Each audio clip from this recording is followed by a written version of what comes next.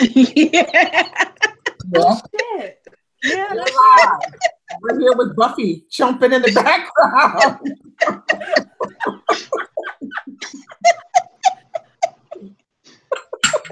my bad.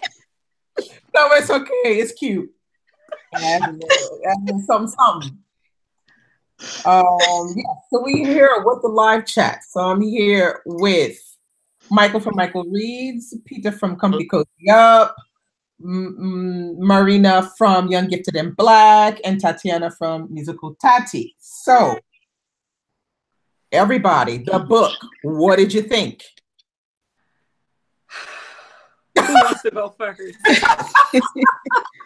I always start first. Let's just do it like this. Everybody give how many stars? I gave it 4 stars. I gave it 4. Okay. I gave it 3.5, but I gave it 3 on Goodreads. Okay. Okay. I gave it a 4. 4. Okay, so that's like a, that's a solidly good. That's a solid good book. Exactly. Yeah. Good book. All right. So let's talk about the things we really liked about the book. What are some of the things you thought well done, Sophfronia? Well done. The time period. I thought she captured the 1940s Harlem perfect.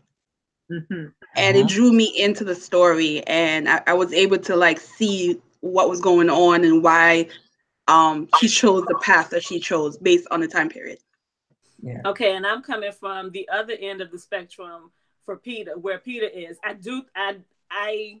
had not a hard time getting into the time period, but I realized as I was reading it that I have not read many or any maybe novels about Black people during the Harlem Renaissance.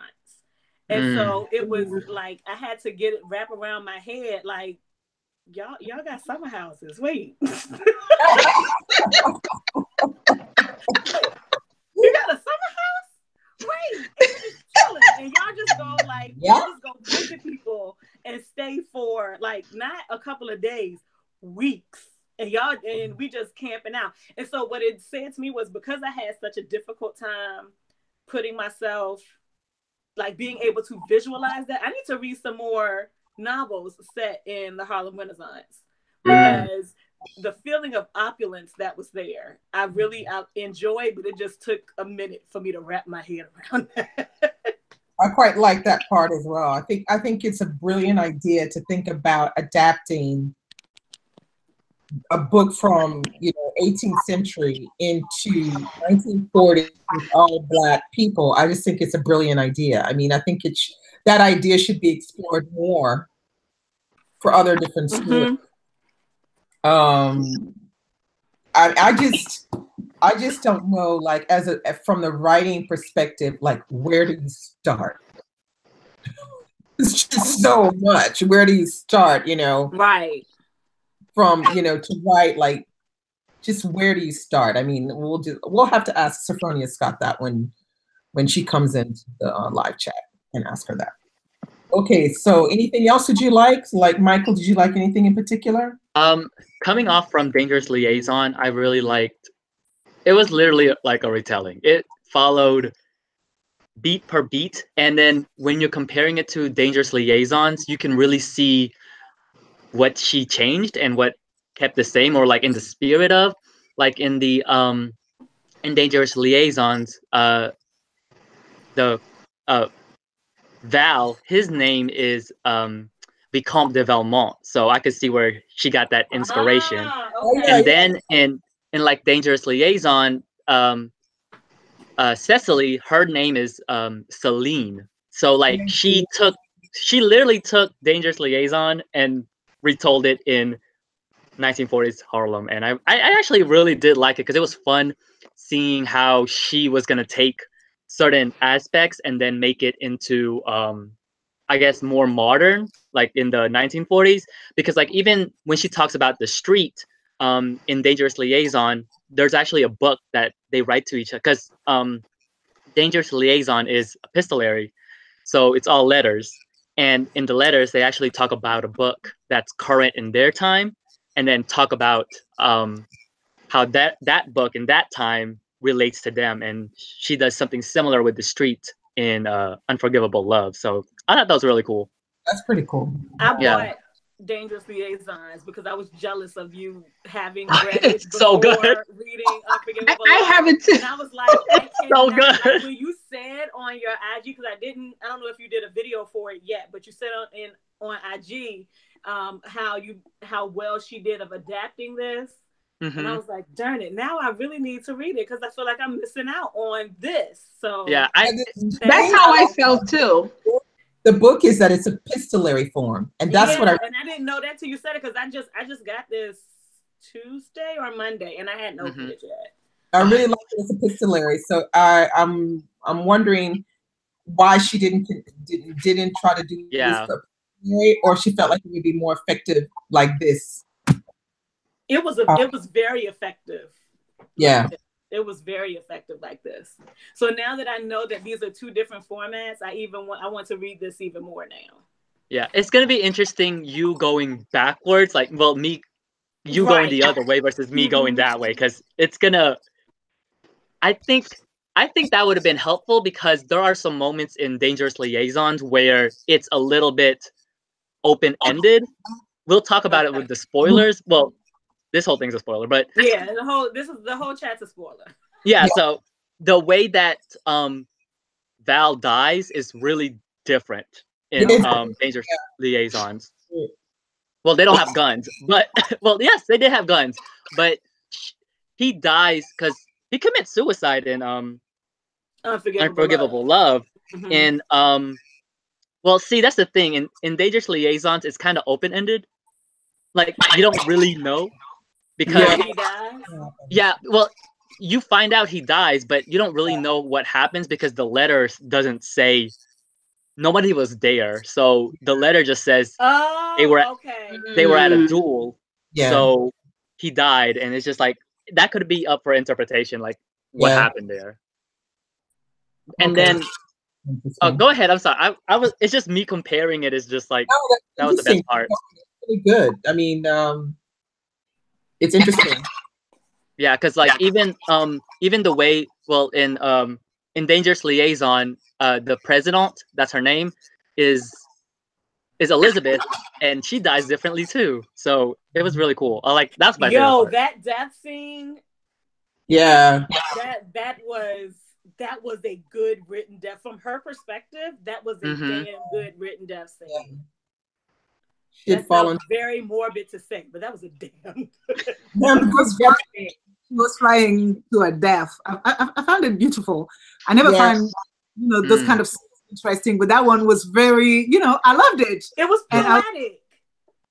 Maybe I'm weird. I was reading it and loving it. I was like, oh, maybe I'm weird. We're the same weird. It's okay. Because I loved it. The way she died. Well done. No, I thought it was a good death scene as well. It was equivalent to the character. Very equivalent to the character. Yes, I think so. But I also was disappointed she did. I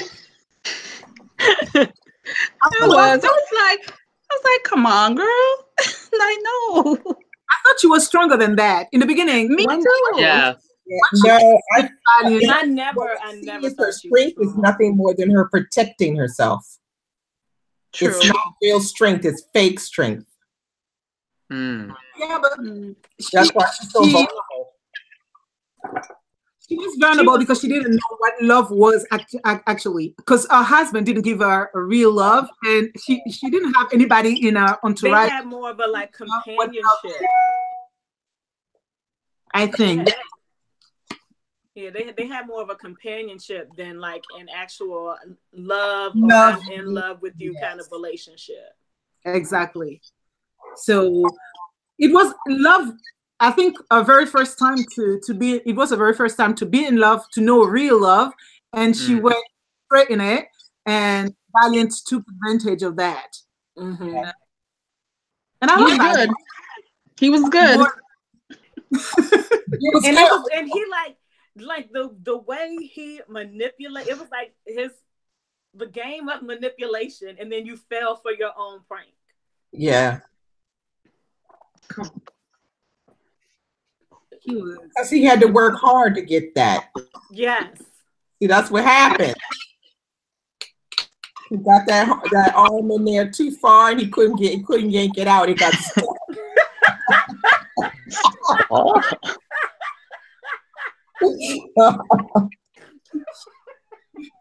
Yeah, he got trapped. Oh Jesus, he got stuck. Trapped.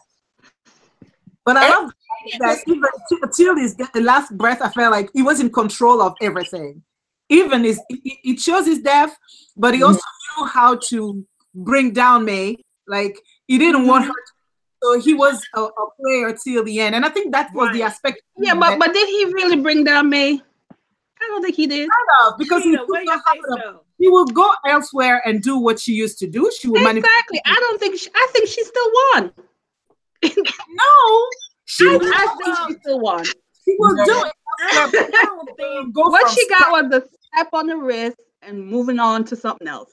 I still think she won. No, but see, that's the difference of like society. Yeah. That was really not the difference of society, because shit, it's like that today. It's still like that today. It's once you get like publicly humiliated, you're vilified in a way, and then it's like nobody wants to deal with you. Like it's that act of people shunning you, openly shunning you, that is the payback. Yeah, but it only hurts if you have a heart. She don't got one. So she has a heart for power.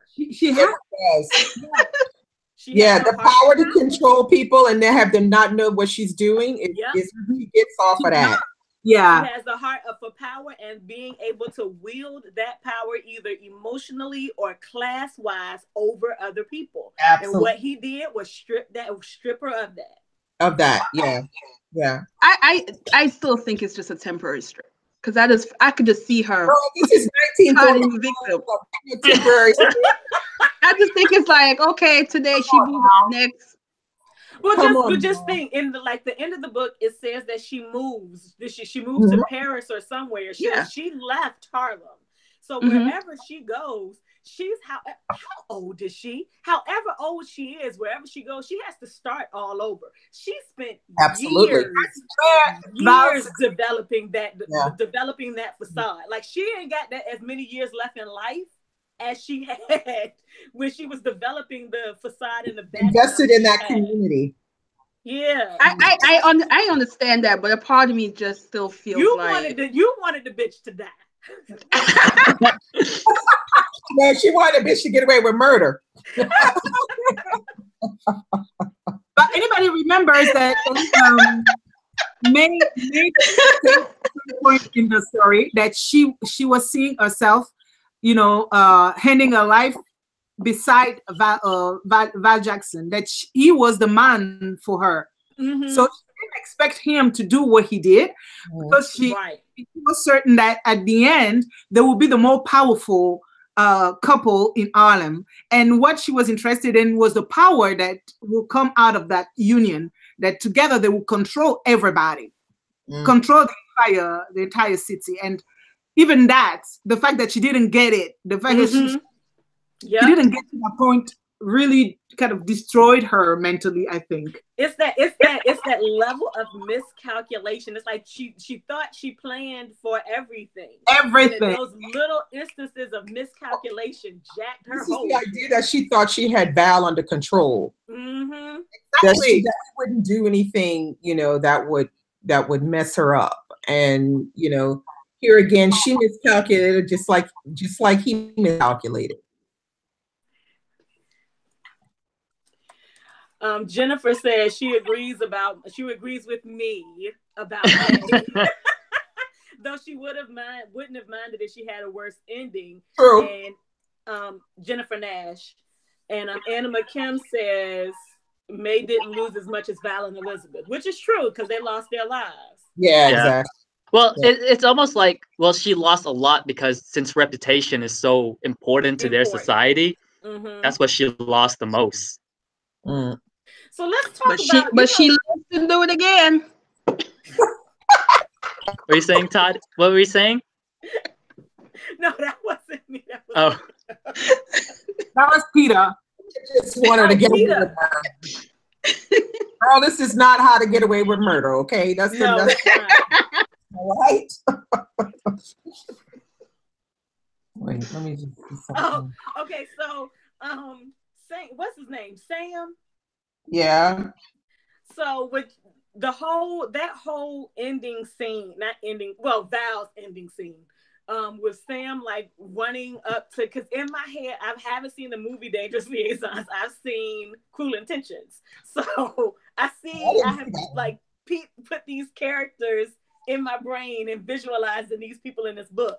And what struck me about the scene when Sam is like storming through Harlem to catch up with Val to, I guess, come to fisticuffs and have this huge knockdown drag out in the middle of the street. And the realization that as pissed as I am, I ain't ready to die. Because as soon as Val brought out that gun, Sam stopped. He was like, oh shit, it's not that serious. Well, you could already see that Sam likes a good fight. Yes. Like, don't play with Sam, okay? I'm trying to figure out how he knocked somebody's teeth out with the trumpet. Like, Well, how hard do you have to hit somebody with the bell of a trumpet? Probably not that hard. Trumpets are trombones are probably not that hard. Trombones are huge. Yeah, like if you wield they're made that out of brass. You could probably break somebody's skull with it if you really wanted to. I mean, but they're not heavy. Like that's the thing that got me. Not heavy, but very big. Very big. I like this question from Lady J Walker. She said, "Was Val choosing his death because choosing his death about redeeming himself or getting back at Meg?" I don't think it was about redemption. I think Val didn't want to live because Elizabeth was dead. I don't think it was about redemption. I think that he no longer had the desire to live. But it was, before I die, I'm gonna get this bitch. I'm gonna get this bitch. I think it was more to get on May. Yeah. You thought it was more to get at May? Yeah. Because he felt like he lost the love of his life because of her. So because she lied also, she was manipulating him. And when he realized it, he was like, okay, you got the love of my life, but I'm not letting you just go on. You're gonna lose. Right.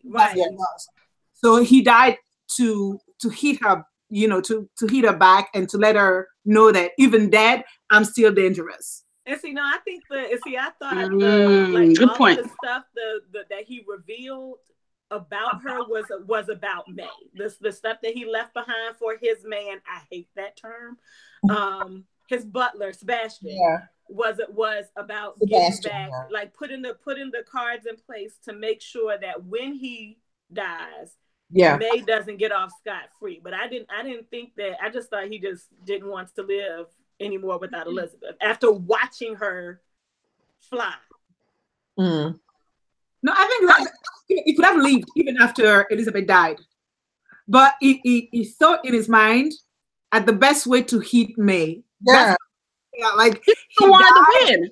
He still wanted to win. He was like, well, of course, wouldn't you? That's what absolutely. I think he wanted to win even before that. Yeah, but losing when he walked out of May's apartment, that's when he wanted to get back at her. Yeah. Because that's when he realized, at that moment is when he realized what he had really lost. Mm-hmm. It's like, I'm gonna get this bitch back. I don't know what I'm gonna do. Not just what he really lost, but like even after he left from breaking up with Elizabeth, he thought that he was going to be able to go back and fix it. Yeah. That's what he thought. He was a little bit too confident. Yes. Too confident on that one. But that's what he's had like all of his life. I was gonna say all of his adult life, but he started his philandering lifestyle as a teenager. He did, but he tried that woman. But let's talk about that. Let's talk about that because May and Val, their characters, the beginning of their characters are well explained in the beginning of the book. So what do you think about that? Do you think that you know, that you can see where they were coming from, or no? I feel like May was manipulated early on. Her friend took her love for her and kind of planted a bad seed in her head early on. So I think she was kind of doomed to be bad because our friend was taken away from her, and she already was telling her all these things that she should expect from a man and how she should be when it comes to a man, that she was doomed because at a young age, if your heart is in, you feel a certain way about a person at a young age, and that person plant a seed in your head, it's hard to get that out of your head. You know, as you grow, you still remember that. And I think that character really did May in, and she was done. So I wasn't surprised as the story goes on how she was. I think though, May is the thing about her character that makes her in the beginning. There's something about her that is interesting because she's sort of like a fighter, is because she understands how things work. And she realizes early on that the deck is stacked against her.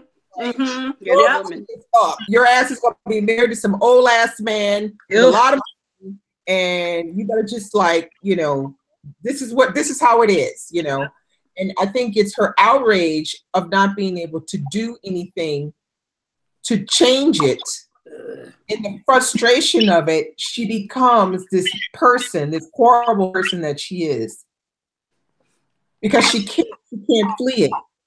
And then she winds up married to a guy twice her age. And he died in her lap in church. Like, he was cooking in church. like that. Like, how lucky is that? That to me was akin to In the Color Purple. How did he die? On top of me.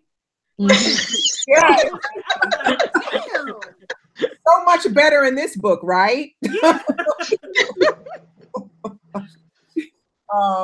So, you know, I think that is sort of like the defining development that is driving her as a woman, is how can I get mine?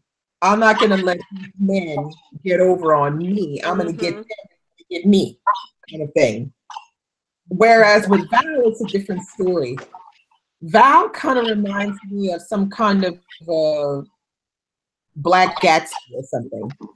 Oh, I can see that. Yeah. He's like a Black Gatsby. When I was the Great Gatsby, like, this is the Black Gatsby here. Yeah. I can see that. Yeah. Because he has that kind of very humble beginning that he turns into this slick dude making all this money. And he's, you know, obsessed by the idea of conquering women anywhere he can get them. He loves baseball. He's making a lot of money. So he's sort of like the kind of person that is always around that people are mistrustful of, because like, how is he making this money? Nobody really knows, but they kind of know, well, if we don't know exactly how, it's got to be illegal. It's got to be legal. It's some kind of fishy thing going on. But then when you see how he grows up, it's kind of hard not grow up for Val. Right. It's kind of natural that as he grows up, he wants to be this kind of person who is powerful and rich and powerful. Well, similar to Gatsby, since you're making that comparison, it feels like also he wants to be loved in that sense. Oh, yeah, absolutely. Yeah, you know how like Gatsby, but in the community, but he clearly knows that he's not. Yeah, that he's like on the fringes somehow because of many different reasons why he's on the fringes, because he has a reputation of being a womanizer, and that he can't run away from.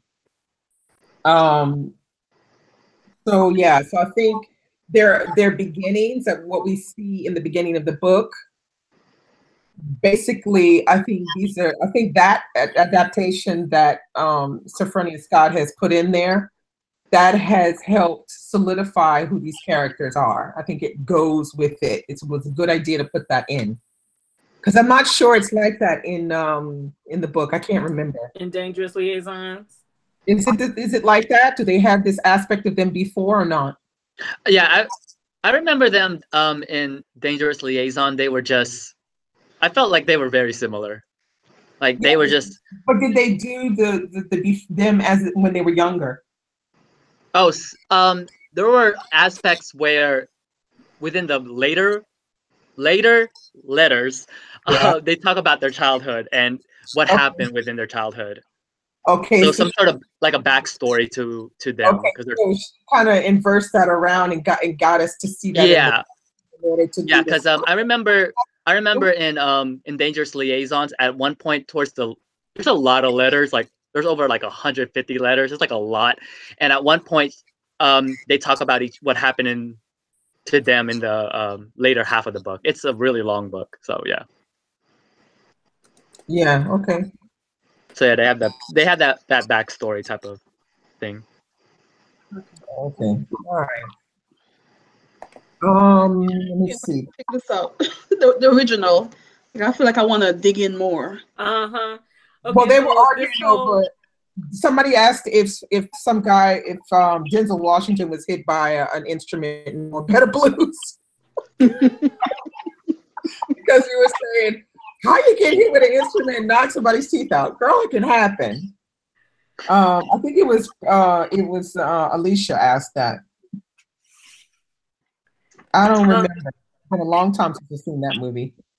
Somebody made a comment in the chat on the Goodreads group about the statement that's being made or looked at regarding class, and with the swan and the how it was nobody from the lower class went into the swan, and this what is the word I'm looking for? Exclusivity. Mm-hmm. Okay. And I don't remember what the question was about, or the statement that was made about that, and how that separation was, because you don't see anyone in this. I mean, even with the butlers that the people had, they still they had access to everything that their employer had, basically. So you don't really see any of who would be the middle class, or the people who would be considered middle class was Cecily's mama. She still had access to May, so she got her clout from May. Post Cecily's mama. Yeah, she was a mess too. Look, Cecily was having a good time, y'all. I don't care what y'all say.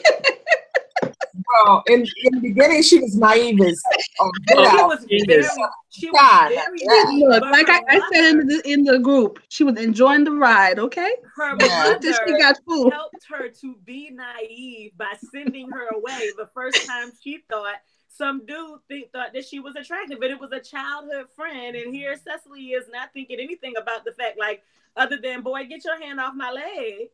She's not thinking anything about that. And her mama ships her off to North Carolina or wherever she goes. So damn fast. I'm like, poor child. That was so naive. I felt like the mother took her away from the dog and then threw her back to the dog. Away from the dog and to the wolf, because everything was happening under the same roof when it was happening. All of this work, as naive she is, she going into a man's bedroom at night to talk to her boyfriend on the phone, and he locking the door behind her. Girl, the wolf is in the hen house. Wake up. Wake up, mama. The wolf is in the hen house. Whoa.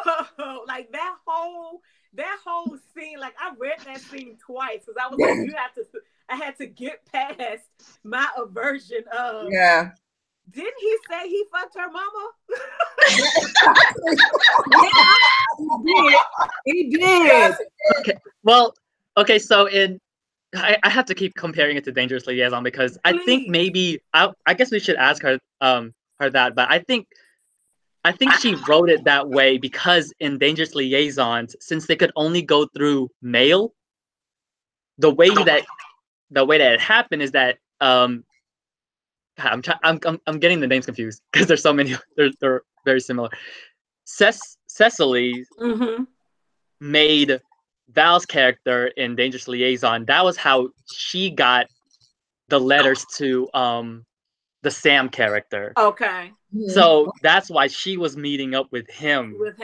Yeah, at night. So I guess that was when she started doing that, I was like, oh, she's gonna make it modern by telephone. No, so that's how letters though, but they were in the piano thing. Yeah. In the piano seat. Right, but that was when she was still in New York. Exactly. When she went to Val's great aunt's house, then it was and then she does Val ended up there. Then it was Val told Cecily, come to, Sam's gonna call at this time and I have a phone in my room, so come to my room after your mama go to sleep. Yeah, it's like, well, aren't you gonna thank me? And she was like, oh, thank you. And he goes, that's it? Yes. Yes. Yes. I'm dead. It kills me. She's gonna thank me. That's it. Oh my goodness. I was like, wait, when I read that part, I was like, Jackson, no, oh, I'm so here for your drawers. You can call him Val. Mr. Jackson, bitch, call him Val. His hands in your drawers. You good.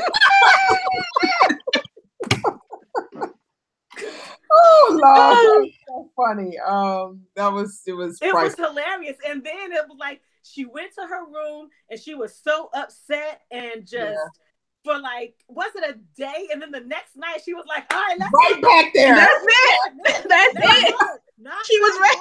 But that part was written very well, I thought. I think it was written very well because she even talked about how she felt physically sitting down, and then she felt like this repulsion, and it was like the other across the table, and he was just like, oh, you wouldn't want a sweet roll, and I was just well written that part. Yeah, so well written. And then the process, the mental process that she went through with going from her feelings of revulsion to like justifying it to let's get it on and popping. I was like, okay, that whole that's why I said she was enjoying it. Would you say, Pete? You said she was enjoying it? I said, she sure was. Oh, yes. Because, like, Val had a wealth of knowledge to take from. And then, like, was it May who told her? Because, I mean, obviously she had an orgasm. And so it was May who told her, like, every man doesn't do that for you. Like, every woman doesn't have that experience. Yeah. And, like, boosting this up in her head, and she's coming to realize, oh, okay, so that was a good thing. So that was a good thing. I'm lucky. Okay. Yeah. I'm lucky. Let's go for another one. And she kept going back. Yeah. She was enjoying it. Yeah. Who was it? Was it Vernitra that asked how many times my jaw dropped? My jaw drop moments are the orange tabs. Those are the only 2 times my jaw dropped. And get the tabs out. When was that? The first one was when Val said Cecily's baby's last name gonna be Jackson. I was like, oh shit on a stick. You know better than this. You've been screwing all these years and have no descendants, and now all of a sudden, Miss Cecily is pregnant. It's like, you know better than this. Because she knew she was late. Yeah, and the baby's gonna be named Valerie. Yes. That was a good boy. And then the second one was Elizabeth's jumping. Oh yeah, yeah, that was pretty. That was the second what? Yeah, it was pretty. So I thought it was pretty shocking when he kills himself, because I thought he was gonna shoot Sam. I thought that was gonna happen. Yeah, I didn't see that one either. Yeah, because I was like, oh, because in my head I was thinking, since they're about to duel with guns, right? And see, but remember, I messaged Dee, I think, on Instagram, and I was like, okay, I think I done figured out who of the two people is supposed to be Ryan Felipe's character. Oh. From Cool Intentions. I was like, either Val or Sam is gonna bite it, and I did not expect Val to kill himself. But I knew it was going to be one of them. So when Sam went off on his rampage, I expected it to end like it did without the gun in Cool Intentions. Yeah. I don't know. Maybe it was because I was paying attention to every details he was doing with, his will and everything, talking to his butler. But I felt from the moment he was talking to his butler that he was going to commit suicide. Yeah. If not, he also knew his end was done. He was done. He knew he was done. Either he's gonna do it himself or somebody was going to do it. Yeah, I didn't think he was gonna commit suicide. I think he was going to let Sam kill him.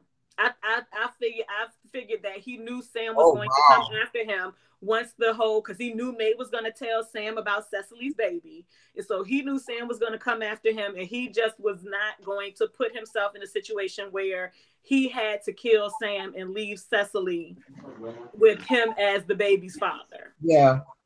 And so I expected him to just let Sam beat his ass to death. Yeah, because Sam got a reputation in that book. Like, he don't play. Mm-hmm. You mess with him, he coming for you hard. Yeah. Jeez. What do you guys think about the character of Mr. Travis? Oh, that was very interesting. I have a theory. What's your theory? Let's hear it to see if your theory is my theory. Go ahead. Okay, so I have to compare it back to Dangerous Liaisons. In Dangerous Liaisons, Cecile goes to the convent instead of the country. Okay. And so I thought that Mr. Travis was some sort of like God figure. Okay. Like some sort of spiritual helper in that regards. That's what I thought it was. All right. Who did you think it was, Dee? Or like, what did that? I had a lot of trouble with that. You know me and these, magical realism moments. Mm-hmm. Disconnected and stuff. Okay. But I just thought that this was like supposed to be like a reflection of, like a happiness or like a certain sense of freedom that she didn't really know, that she's never really had. Because the first time she sees him, if I remember correctly, he's like butt naked, swimming in the river and stuff, and like you don't even care if there's anybody watching or anything. So it's almost as if though this is like a not like a reminder, but like a suggestion about the idea of pure freedom. What is it like to be purely free? Do what you want, no matter what. And then I don't know, there's this big symbolism with the shoes, because I think the first time, it was the second time she sees him, she forgets and leaves her shoes. The dog bark. Yeah, the third time. And then at the end, when she goes back, she sees him there and the shoes are there. Mm-hmm. I don't know, because I don't really remember like what you could say the symbolism behind shoes are, but the fact that she leaves with them and then she finds them in the end is sort of like this, she's done this 360. And so she's found the full circle, and she knows what freedom and to love and live freely without judgment, without fucks. Yeah, exactly. Without people telling you, no, you can't do that, or no, you have to do this, you have to do that, he's not right for you or whatever. Because in the end, that's the lesson to be learned, is that their mama was trying to save her from everything, and she did nothing but throw her daughter right into the arms of Val, who messed her up. So, I mean, I looked at it like that. I looked at it as a little magical realism moment of this idea that Mr. Travis is sort of like a symbolism of, you know, living freely. I looked at it differently. I looked at it. I get what you're saying, and I think what I thought was closer to what you got out of it, Dee Dee. I kind of felt like his escaping to the river or the stream to strip and to have his, like, it felt like a moment to get out all of his frustration and all of his anxiety with the thrashing that he did in the water, all of the things that he could not express when he was in the general public, because he had this facade that was for what he did in the general public, that people expected him to be this put together, well knowledgeable person when it came to fashion and all of that stuff. And so he couldn't be and let go of that part of himself while he was out in public. So that river for him was an escape to be able to get all of that out. And then once he's gotten that out, he can go back to being who everybody else expected him to be. Yeah. And plus, they're very similar ideas, but slight difference. There's like this like well, because like in a lot of like African American works, the rivers and water always like symbolizes some sort of like rebirth and like resurrection, that type of thing. Yeah, that's true. And so when she comes back and they get to have that actual sit down after only having, you know, seeing him at the river those 3 times and then going to the store and realizing, holy crap, this is the dude from the river. Yeah. I can't say anything, but them coming back to each other. And when she's gotten to the point where she's not afraid to make her own decisions and to tell other people, this is what works for me. You can get on board or not. Or not. And the two of them have come back together, because when he comes back to the river, he's not coming back to have that episode again. He, you know, he's coming back and he's actually like looking for her. Yeah. So it's like a reconciliation on both of their parts for life. We don't get to see what his reconciliation is, but it's like a finale for that episode. Yeah. Somebody said refreshing. Yes, okay. But I haven't read Perfect Peace yet. You need to read it.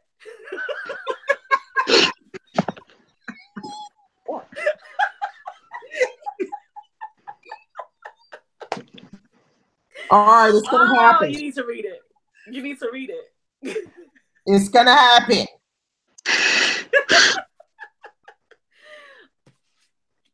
I made a note. Oh no, the note I made was about Val screwing her mama. Bruh. So I was like, my note says, you are pregnant by the man who fucked your mama. Yeah, exactly. I'm like, ew. And here's another question. Which of the book settings would you feel most at home? Harlem, Westchester, Paris, or rural North Carolina? Carolina. North Carolina. Yeah. And not because that's where I'm from, but for real. Correct. North Carolina. I see. That's 2 for North Carolina. Who else? You was Westchester. Westchester? Yeah. I don't know. I'm like in between the Harlem and the North Carolina. I'm gonna say Paris. I just knew, Peter, you were gonna say Harlem, and I knew you was gonna say Paris. I'm gonna say Paris, girl. No, I got in France for nothing, okay? All right. Charlottesville is in Virginia, Alba. Alba said North Carolina without Charlottesville. Charlottesville's in Virginia. Okay. Now, let's look at this question. Do you believe Val truly changed for the better? Do we believe he truly changed for the better? Mm-hmm. No. I think no. I feel once he realized that May was gonna tell that the child was his, he's starting to, because I don't even think the death of Elizabeth did anything for him as much as we want to believe it did. Give the man a break. I don't think so. I think once he realized May was gonna tell, that's when he really felt like his world was over, and he had to like somewhat think about what he did. I'm not falling for Val. I have to agree, because I think if he had really changed, he wouldn't have done what he did to Elizabeth. There you go. And I don't think he really changed, because I think Val was like an exercise in extremes. And so when you have those two extremes with no gray area, it's not really changed, because you haven't done any true examination.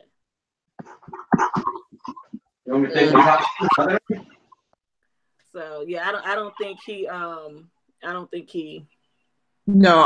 truly changed. Because if he really changed, he would have taken a different approach.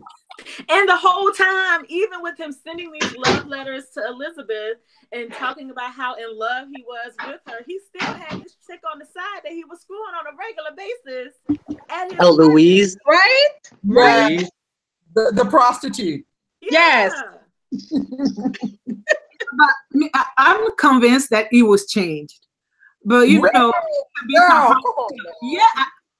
me put it that way. In his house that he paying. But he was used to a certain way of life. He was used to it, and he couldn't. Way of life. But to him, having a prostitute in his bed was something that he was doing daily. It was like his sport. But he didn't change. He didn't change. He changed. We said the same. Now think. Realize it was love. Take Val, and make him Tiger Woods. Oh no. Let's stick to the book. I'm not taking that. No. My idea, No, but listen, this way. Once he went back and he said, "Oh yeah, I've got her and everything. It was so great and all that," and then he was like trying to go in on May to try to get, to get her, because he's a player. I'm gonna get her. No, for so long. Keep in mind that everything he did, even with Cecily, he did it because there was a prize at the end of it. It was a game he was playing with May. Yeah. Val was always motivated by the challenge. He's a player. So you said you're gonna give it to me, even if I don't want it. You promise, so I'm gonna have it because I fought for it. Then there's no change. No, if Val what really was promised to him. If Val really changed, then what was promised would not have mattered. Yeah, he would have been like, "Ciao." Losing the game to May was, if Val really changed, he would have been a Hallmark Christmas movie. Exactly. I think he did change. I'm siding with you. I think he did change, but not changed, Michael. Okay, so hold on. Okay, so I can't help comparing it to Dangerous Liaisons, but here, okay. I think he changed, not in the sense that like he's a completely different person. He's still a douchebag, but I think he changed in the sense that he's a little bit more aware of what he's done and the ramifications of what he's done. Yeah. He's an aware douchebag. But even because I see what you're saying about him changing and him not changing. I could see both sides, I guess. But I personally feel he did. I don't think change is the right word. Maybe I think that's the word. That's the question. He didn't change. It's like knowing he realizes he knows his flaws, but he didn't do anything about it. No. He knows he has a problem. Acknowledgement of the fact because like I said, if he would have changed, he wouldn't have been trying to get May in the bed because he had won the bet. After he left Elizabeth.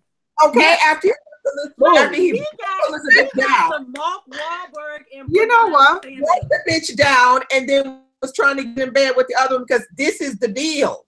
Look. Maybe I'm used to doing it. Look, let me tell you, they don't make men like they made Val in this book no more. He going from woman to woman, getting it in, and I'm like, bro, you ain't had no milk, you ain't had no protein, nothing. Now, okay. You are depleted. So they still out there, girl. I think this is a good point. Anima Kim said on the chat, said, yes, he changed, but he was still not a saint like they were making him out to be. I had a problem with that, actually, during the scene. That was my side eye. I was like, he was not as good as y'all thought he was. Yes. But they were... But, and I think, I wonder if they're, you know, I always look at it as being someone who does have a faith base. I always wonder if when it comes to things of that nature, because it's like everybody in the church, even the preacher to a certain extent, vilified Val because of the type of lifestyle that he lived. Mm-hmm. And then to come and find out that he was making... He says he wasn't a saint. Right. But then to come and find out that he was making all of these financial donations. It's the money. It's the money. There you go. Money to the church. There you go. Oh, yeah. This was a great money changes it all. No, you know, it was the money because they were treating May the way they were treating her also because they thought that she was the one donating to the church. So it was the money. But the change in Val, because I'm sure no, damn it. You know, like it's maybe I read too many African history stories where, you know, when you promise something, you gotta be a man or a woman of your word. You promise when you're with the player, it's up to him to say, okay, I was playing in the beginning, I wanted it, but I no longer want it. But when he came, had May told her, okay, come and get it, maybe he would have said no. But May told her from the beginning, you're not gonna get it because of this. You have to get rid of these. She kept playing, and she kept dangling it in front of him. Yeah, and no, he was dangling it in front of her. I don't want to lose. I don't want to lose. Even he committed suicide. But that's why I feel like he didn't change, because he still wouldn't give up the game. He would have changed. He wouldn't give it up. No. If you're willing to sacrifice the happiness and well-being of a person, even without Elizabeth's death being a part of the equation, if you're willing to sacrifice the happiness and well-being of a person for the sake of a game, just so that you can say you won, that is not a change. That is not a change. Or agree. He will come back. He will go back to her, and she would forgive her. I'm sure that's not change. She would do. That's Petty Betty. He is not changing. That's not change. That's not change for me. So good. Step by step. You couldn't change overnight, right? No, you know what that's called? That's driven. He is driven, girl. He wanted to win. Any means necessary. He was gonna win.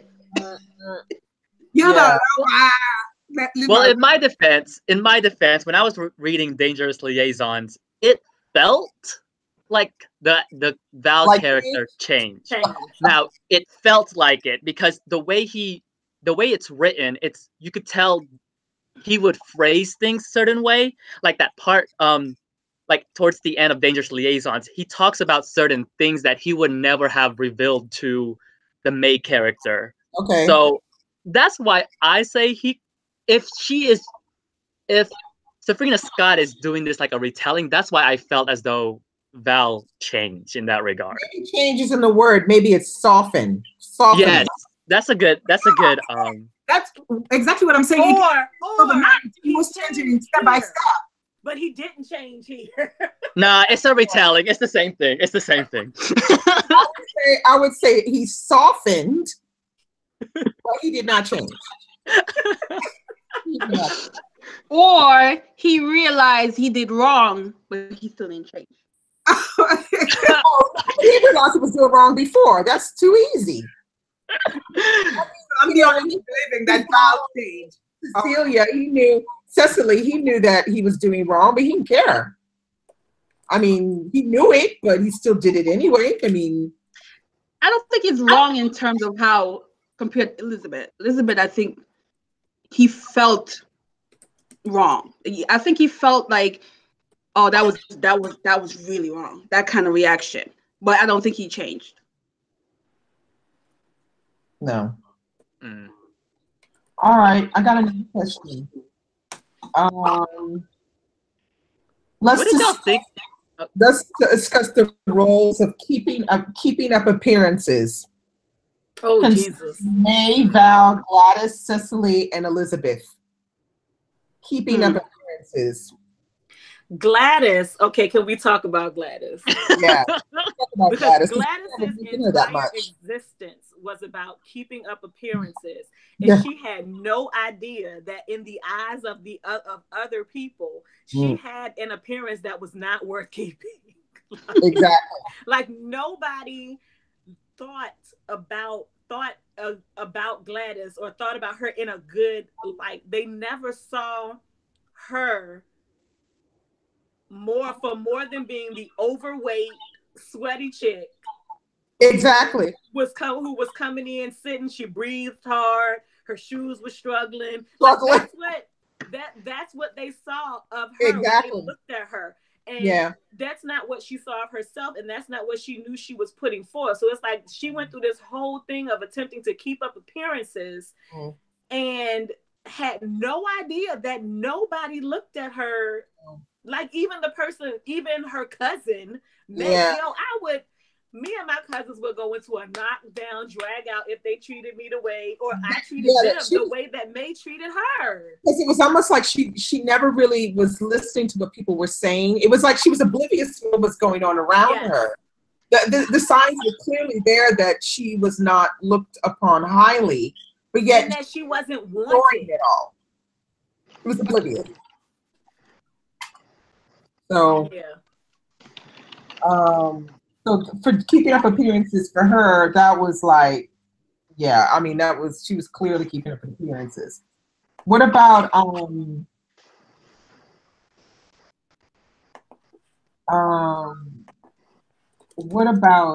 May and Val with their keeping up appearances? May's appearance would have been kept up if it weren't for Val. Yeah. Good no one ever would have suspected anything of May were it not for Val. Yeah, and they did a lot of doing things and dressing in a particular way and taking lavish trips and secondary homes and all this kind of thing to kind of like they had this appearance of living a really lavish life. But let's face it, they were feeding each other's fire, those two. Yes. Oh, absolutely. Fire the entire time. Absolutely. And that whole like behind the scenes, like don't talk to me in public, don't acknowledge me in public, but be naked when I get home. Be naked. Ready to give it a minute. Like, this is a whole nother level. Oh my goodness. Oh man. Would you guys consider this a romance story? No. No. Definitely not. Okay. Look, I'm asking you. The romance. No. The romance part. I don't even think the ending relationship between Cecily and Sam that takes place is a romantic relationship. Nope. At the point when they get to be together. It's an arrangement. The relationship is like a byproduct of the fuckery that took place during the book. But it started so romantic. Them looking at each other goo-goo-eyed, them, passing the letters back before she starts screwing Val. No, but I mean before that. No. That was it's not a romance. No. I don't even then. Bud. And then it died quickly when Val entered. Yeah, I don't see that as being romance. I think that's that Hey! I'm sorry for you. Sophfronia Scott here, everybody. Hi. Have you been watching us? discussing pretty hard this book. We all loved it, enjoyed reading it, had good laughs, had jaw-dropping moments. And we have probably had a lot of questions here on our panel, but also in the comment section, which is rolling comments. Yeah. So let's just start with a simple question. Anybody on the panel want to ask one question? Well, can I just say hello first? Hi. Hello. Hello. Just want to say thank you. Thank you. I'm just grateful for reading the book. Oh, it's great. I think we all enjoyed reading it. I mean, I personally, I really enjoyed reading this month. It was just wonderful to read 1940s Harlem. Just the whole idea of taking Dangerous Liaison and setting it in 1940s Harlem, I think is a brilliant idea. And that there should be more retellings like that in the future. Really I'm working on it. Oh, yay!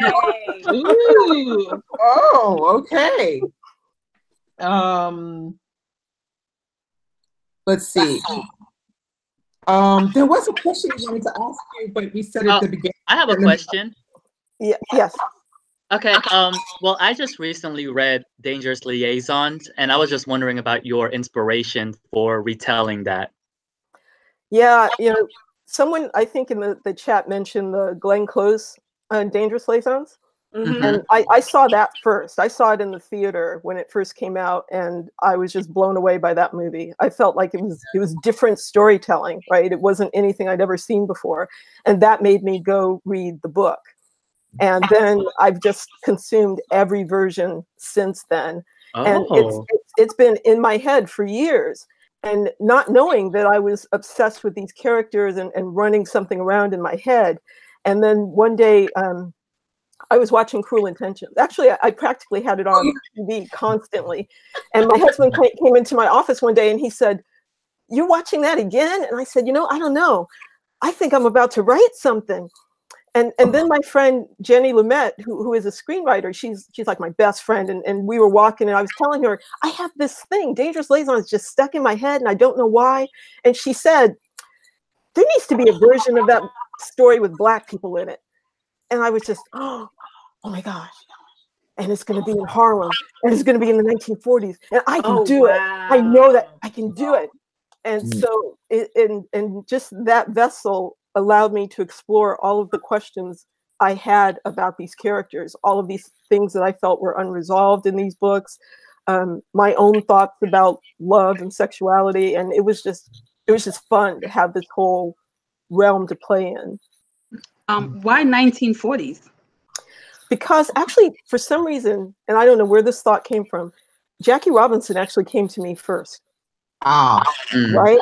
Jackie Robinson, for some reason, came to me first. And I thought, it just became this is going to be an influence. So I went, I was like, okay, what year was that he broke the color line? 1947. Okay. And then everything else sort of fell around it because that's an unusual time in our country, right? It's right after the war. It's we're not quite sure what we're going to be yet, and there's the music, and there was a lot of interesting questions about that time. So I thought, okay, this is it. This is the time. And also, somebody mentioned you guys were talking about Mo Better Blues, right? Okay. So first of all, yeah. I saw that movie once, and that image of him getting hit with that trumpet stayed in my head. So yes, that was spot on. But the second thing was the song Harlem Blues, right? And I bought the soundtrack to that movie just so I could hear that song again and again. And so that feel of jazz was to me the heart and soul of this book. And so that there would be music, and there's even a playlist for this book, for the music. Oh, really? Yeah, it's on Spotify. You can find it on I'm gonna have to check website. Yeah, I'm gonna have to check. Well, I don't have Nature Boy, but some of the other songs listed I have, and so it was so funny when they played Sunday Kind of Love. Like I was like, I know, like, I was my excitement of being to relate that and then hear that in my head as I'm reading, you know, those scenes, and as the people are thinking about that song over and over again, to be able to hear that in my head in Ella's voice, was just like, I'm there. Yeah. It was about capturing a feeling. I very much wanted a feeling for this book, and music was a big part of that. Yeah. Can I ask you, how did you decide not to do epistolary and to just do it as a novel form? Because I wanted to have access to the inner lives of the characters in a different way. You know, in the epistolary form, there's a lot of lying going on. Yeah. Right? You know, Valmont and the Marquis are, you know, playing off each other. So you don't get at the inner true lives of what's troubling them. So I wanted to have inner access to that story, especially with the character of Cecily, because you really don't get that from her as well. So I just wanted to have more free reign in terms of developing those characters. All right. Who was your favorite character to write in the book? Thanks, Michael. Somebody asked that one. Oh goodness. You know, actually, Cecily surprised me. And I went into that character probably with a teeny bit of an agenda, because, and I think, Michael, I think you mentioned having read Dangerous Liaisons. You know, in all of the versions of Dangerous Liaisons, Cecily's character is played, Cecile, is played sort of as a clown, right? I can see that. Exactly. And I thought that was wrong, because I felt like she is the one character in this story who goes from a true arc of experience, of innocence. She goes from innocence to experience, which is the true journey of the narrative arc of any character in fiction. So I thought that, you know, I wanted to honor that journey. And in working on her character, she grew into a woman in a way that I did not expect. And she owned her sexuality in a way that I did not expect. And so I even actually changed the ending of the book to honor that, because I felt she was so strong and that she deserved a different ending. She's, of all of the characters in the book, I enjoyed her progression the most. Absolutely. Although we still are not in agreement on if Val changes or not. Well, you know, we're not going to agree on. We're not going to agree on that one, I don't think. Well, but that's the way it's meant to be, though, right? Because we are not all. We're not all totally good and totally bad. No. We all have this dark and light within us, right? Yes. So here is someone who is struggling with that and trying to figure out who he is as the good of him is starting to come out. You know, he was the reason that even that helped me dive into this book, because, you know, why would Jackie Robinson hit me first? Well, it's because he would be an influence on Val. Right. And so I was telling my neighbor down the street, Jane, I was telling her when I first started developing this, I think I'm doing this, and I think I'm doing this. And she said to me, well, Sophfronia, I read your first book, and it seems to me you are all about redemption. You don't throw people away. And again, that was a light bulb moment. I was like, oh, I am trying to redeem Valmont. Okay, let's see. You know, what does that mean? And so that took me on an exploration of developing the heart of the book in that respect. But for it to be honest, I knew it wasn't going to be a cut and clean redemption. That wouldn't feel real to me. But this struggle and this acknowledgement that he has felt love, that was real. So Somebody asked which adaptation of Dangerous Liaisons is your favorite? Oh goodness. It has to be probably the Glenn Close version. Although there's a version with Catherine Deneuve that's set in the 1960s that is really funky, that I kind of like. You know, I don't think the death scene between Valmont I thought worked very well in that, but Russell, what's his name? I'm looking because it's over here. No, not Russell Crowe. Maybe I have the name wrong. The guy who is in My Best Friend's Wedding, Julia Roberts' friend. Oh, from Robin Hood Men in Tights. I can't think of what his name is. What is his name? Oh, if I could reach it, it's over there. But he played Valmont in that version, and it was really a lot of fun. Really? Yeah, and it's that before he was that. So that had to be before he had like his. Okay, that's a whole other subject. Okay. You know, his name. Okay. Look it up. I need to look into that because I love him. Rupert Everett? Yes, That's Rupert it. Everett. That's Rupert it. Everett. Rupert Everett. Yeah, and he was fun, and you know, there's dancing in that, and it's the 1960s, and it's Paris, and it's fun. He's hilarious.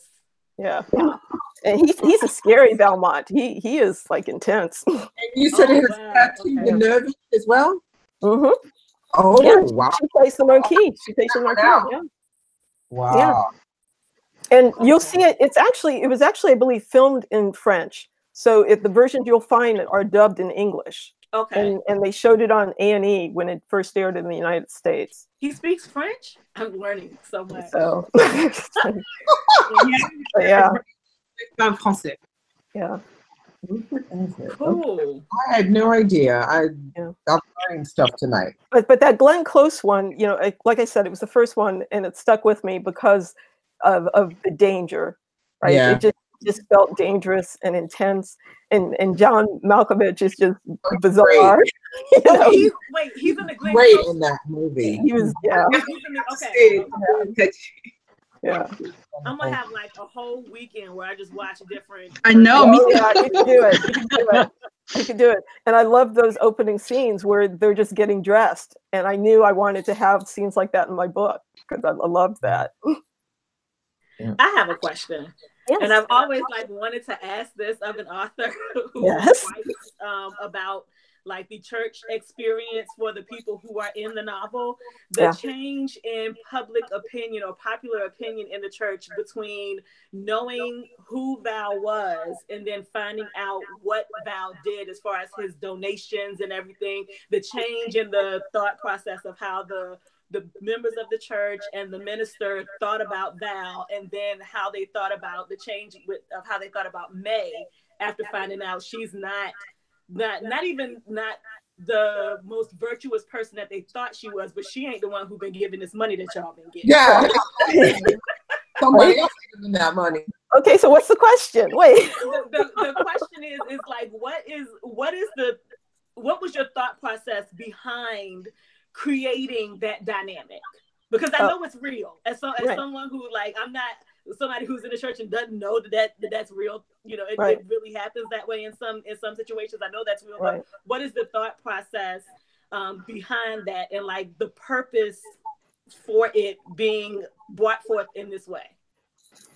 When I'm developing the social structure, right? And I actually do a talk about this when the book came out. So in looking at Dangerous Liaisons, right, I need to create a setting where certain activities can happen, similar to the other book. So what is the social structure of African Americans in Harlem versus the elite in Paris? So for example, that scene where the Marquis has her comeuppance happens in the opera house. And everything in that social setting happens in the opera house. It's where you see people, it's where stuff happens. Well, what is the equivalent to that in the African American community? That would be the church, right? And so how does the church operate? What is the standard, right? How are people on different levels? And so it was about figuring that out and figuring out how that worked and making it work for my story. That was unfortunately spot on. Like, as I was reading, I was like, oh crap, this is so real. But that was spot on. Thank you. Cyril, I had a question before. She asked, what made you choose Nature Boy as a song to put in the novel? Well, again, it's about a feeling, right? And a sense of nature, right? And I have that character of Mr. Travis in there. Like, I feel that we are connected in terms of our sexuality, in terms of who we are, to the earth, to our spirituality, that it's all one. And that song, Nature Boy, I feel encompasses that, but also that line about, you know, what it truly means to love and be loved. Like, this is the thing that matters, right? And that message in that song is, to me, is you know, really the heart of the book. So. Somebody asked, was there a reason you referenced light in the book? I noticed several instances where light was referenced. Yeah. Yeah. That's because I'm all about the light. Mm-hmm. I'm all about the light. And okay, I'm going to say this, right? In the beginning, there was the Word, right? And the Word was light. and at the end of the day, I am a woman of faith, and it's only, my being is going to come out on the page, and that's one of the ways it does. Is I believe in looking at where's the light, right? We're constantly looking for that. Light is possibility. Light is the core of who we are. The light is our connection to our divine. So yeah, and opportunity. Yeah. So thank you for picking that up, because that's in there. Earlier we talked about Mr. Travis, and we had our own theories of like what we thought about him in the role of the story. Yeah. Someone asked, what was Mr. Travis's role when you were writing this story? Like, what? I know we as the reader have our own thoughts, and then I'm wondering what was your reason behind Mr. Travis? You know, I know that there is a magical aspect to him. You know, there's that tradition in literature of the magical Negro, right? And there was a part of me like, okay, did I create a magical white person? White person. You know? I didn't quite mean to, but I think that's what happened. Wow. But I wanted someone who represented a healthy sexuality for Cecily, right? Someone who is true and not, you know, covered with appearances like everybody else in the book is. So someone who can be trustworthy and just, you know, someone who represents just a unvarnished good. Yeah. Okay, so we were kind of right but kind of wrong at the same time. Michael was more on it than any of us. Yeah. Michael, darn it, you were right. Yeah, he was probably more right than we were. Yeah, I think people get thrown off base by the aspect of Mr. Travis's sexuality. But you know, if you've read The Known World, right? In The Known World, one of the main characters that opens, like, there was a scene of masturbation in that, and I'm like, you know, to me, I like that scene, and I don't think our sexuality is separate from our spirituality. You know, that's actually that's beside my bed to read. I haven't read it yet. So I'm. Oh yeah, it's on the list. Yeah. So that's another one of my. That's another one of my complicated thinkings that is in there. that's me. The mention. I'm sorry. Before I bogart up in here, was there another question? Yes. I did have a question. Go ahead.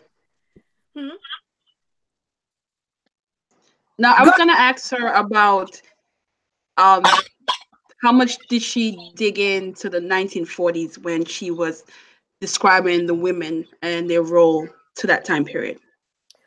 A lot, you know, both from the clothing perspective to where could they have money, who were they in terms of social positions of power. So, you know, wanting it to be. Oh, and also reading about Madam C.J. Walker and her daughter, Alelia. So looking to see how women would move in society in certain ways.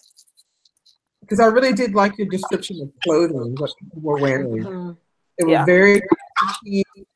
Also like the description of the houses and the places they were.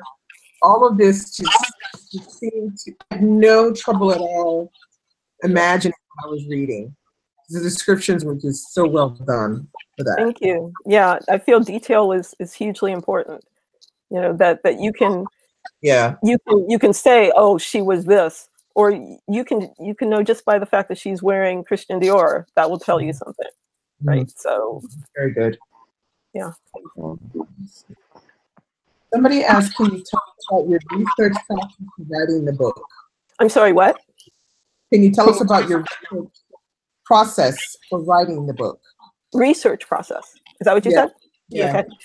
So I'm not someone who does a ton of research up front, right? I'll do enough to get me going. And because it's all about the story, about the characters. So I'm building and building. And then once I get to a part where, okay, I know I need some very specific detail here, that's when I'll go get the research. Okay, he's about to go to Ebbets Field. Okay, well, what does Ebbets Field look like? What's it like to approach Ebbets Field? What kind of car is he going to be driving? Right. So I might even write a rough draft of that without the detail just to get my story on the page, but then go back and figure out, look at pictures and look at cars and what's the street name, right? So I can get those things right. Yeah, because the comparison between him liking Ebbets Field more than Yankee Stadium and what between the two, as I was reading, I was like, I've never been to either, and I'm a little jealous. She knows the difference between the two stadiums in the 40s. Yeah. It's about looking at pictures and the baseball stuff. Really, I had to get right because baseball fans they know their baseball, so I could not get anything wrong. So I had to get the baseball right. Now, after watching this, do you give a flip about baseball now? I grew up in Lorain, Ohio, so I grew up. My dad watched baseball. My husband loves baseball, so I'm a sports person in general. So it's not like I had to learn it anew. So I mainly had to get the history of it down. Okay. But yeah. Somebody just asked, in terms of physical qualities, did you have any famous faces in mind and bodies in mind when forming your characters? Denzel Washington was just in my head the whole time. Right? Come on, the blinding smile. How many Denzels were? Who knows for Val? Yeah. And another reason, not just because of his looks, but when you think about every single role he plays, his characters all have danger, but also a vulnerability about them, right? And I wanted that feeling of vulnerability about him. So that was one of the many reasons. Yes, he's great, he's sexy, but there's a depth to him in his acting that I wanted this character to have. So. And who could you see in the role as May? Did you ever see the Martin Lawrence film, A Thin Line Between Love and Hate? Lynn Whitfield. Lynn Whitfield. Yes, I can see that. Yeah, she was scary. And she was also in Eve's Bayou, right? So I love the image of her just walking in those beautiful clothes, and there's just an elegance about her. Right, that's what I was getting ready to say. In both of those movies, she had an elegance and opulence about her, about the character that she played. Yeah, and just and that smile, same thing, just magnetic attraction about her. So yeah. Who was Gladys? Yeah. Oh goodness. Did I have I guess that would be kind of like Octavia Spencer. I was about to say. Yeah. Spencer character. Yeah. She would be a good Gladys. Yeah. So I have a question. So I was wondering, my issue sadly, Denzel Washington, if they made this film now, would be too old to play this role. So I was watching the Oscars the other night, and I was thinking, well, would Mahershala Ali? Oh my God, yes. I can't see it. Mahershala Ali would be good. I love Mahershala Ali, and his performance in True Detective. If you've watched season 3, he knows how to do even just like young person, and then really an older person. And his I was acting thinking range. about his character in Luke Cage. Yeah, and Luke Cage. So was I. I was thinking the same. Because True Detective isn't my kind of thing, but his character Oh. in Luke Cage, that Yeah. level of Yeah. vehemence and evilness that he had, of knowing Evil. the inner workings of how to manipulate people. Yeah. And you know, I did a lot of research in that too, the manipulation piece. There's a wonderful book called The Art of Seduction. Because I wanted to understand Val, like the things that Val did. I just knew that it was thoughtful, the way that he didn't just seduce, that it was strategy. It was like battle. And so I found that wonderful book, and it actually did a breakdown of the strategy of seduction that the Valmont character uses in the book Dangerous Liaisons. So that helped me to understand and craft a strategy as well for his pursuit of Elizabeth. Elizabeth, yeah. Yeah. That's interesting. Yeah, because we've talked a lot about that before. How driven Val is written concerning his seduction of women. He's driven into that whole idea, and it's almost like there's no woman out there that I can't seduce. I can seduce them all, you know. Yeah. Until he gets to Elizabeth, and she wears him down. Right. Right. You know, and even he thinks that he could get her back once he dumps her, right? He's like, still and it would be great. I could do that. I could still get her back, and wouldn't that be amazing, right? Yeah. So I think that's the thing that I found the most amazing about all of that particular character is how driven and sure of him. I said before that he kind of reminds me of the Black Gatsby. Oh, I love The Great Gatsby. Yes. Yeah. Like that's what I kind of imagine, that kind of thing for that character, because he has all those weird, traits of wanting to be accepted, but having all this money, nobody really knows what his past is really like. Exactly. Yeah. Completely unattainable. He's out of everyone's reach in a way. Exactly. Yeah. So he'll never quite be good enough. No, exactly. Yeah. Oh, wait, let's just see those. I always like to ask this to authors, but what are your desert island books? So those books that you would just read on a deserted island, like maybe top 3 or 5, like those books that you just love. Oh goodness. Okay. I'm a Pride and Prejudice girl.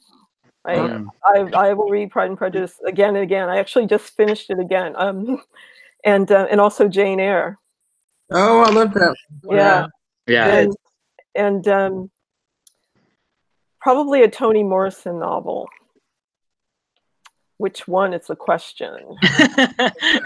Because Beloved is just. I love that book. It is. Oh my gosh. Yeah. But maybe Song of Solomon, because I like that idea of flying. Song of Solomon. Yeah. But I would also, Michael, I would definitely take, and I have them on my desk at all times, the August Wilson plays. Oh, yeah. Yeah. I need to get to those. Yeah. I've only read one. I'm behind. Yeah. He was a huge inspiration for me, especially this idea of exploring the African American experience in different decades. Mm-hmm. Yeah. Somebody just asked, are there any other stories you would consider retelling? Would you consider doing a retelling of any of the Bronte sisters books, maybe? Deidre, I'm working on Jane Eyre right now. Oh my God! Yes! Yes! Yeah, I'm working on Jane Eyre. Wow. I can't wait. Yeah. That would be fantastic. Yeah. Wow. Yeah. That would be really, really fantastic to read something like that. Definitely. Looking forward to that. Yeah.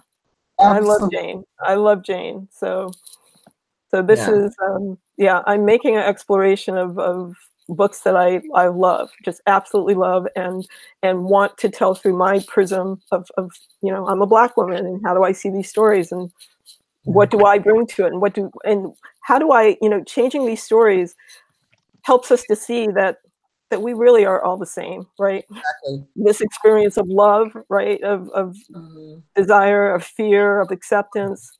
So, to make these stories universal in that way. So.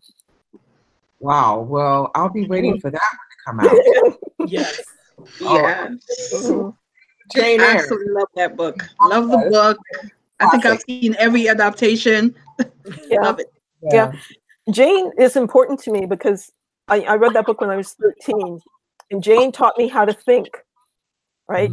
She taught me that my life doesn't have to be X, that I can figure out how to live the way I want to live. Like figure it out, think, now what do I need to do to make this happen? And then she would do it, right? So she just empowered me in a certain way. Wow. Yeah, that's going to be awesome. So awesome. Yeah. I might do Wuthering Heights, but that story is just so whack. I don't know. Yeah. Yeah. Figure it out. Let's see. Somebody has some questions. Somebody said, do you feel sorry for Cecily and her naivete, or do you feel she needed some excuse? The term turning out. The thing about Cecily, I admit that I was kind of making a statement there about the way we teach children about sexuality, because I felt that there was a prime moment there when her mom could have helped her, right? Could have said, okay, you're growing up, here's what you have to know. Did she do that? No, she sent her away. Yeah. She sent her away. Yeah. And she sent her away without her even knowing why, what the offense was. Exactly. And just when, Cecily is starting to she learns a lot in North Carolina. She's starting to understand how her body works and things like that. Just when she feels like she's getting into herself, her mom shows up and takes her back. It's like, so that she can start being courted by this old dude. Exactly. So this poor girl. Yes, that's kind of how I felt about Cecily, especially when her mom came and picked her up, because I was like, she was finally starting to feel at home with herself. Exactly. Yeah. And then her mom comes and picks her up and takes her back, and she still has this like enormous amount of naivete around what's going on with her mom setting her up with this Washington dude. Exactly. Not just having no idea what's going on, and then May tells her, and it's like this huge epiphany to her. And it's like, well, what do I do now? And so now she goes from trying to learn how to deal with things on her own, to being completely dependent on May in this new situation, which was just bad for her. And in the original novel, she goes back to the convent. Yeah. Right. She's done with the world, and she, that bothered me too. I was like, she's at a point where she could probably take hold of her life, and this girl just says, no, the world's too terrible, I'm going to run away from it. And that, I really felt bad for that version of the character. Sorry, my mom must be opening the door. That Val is like, yes, the stylish dandy with dirty ways. Someone describe Val as that. Stylish dandy. Oh my goodness. Let's see. What's another question?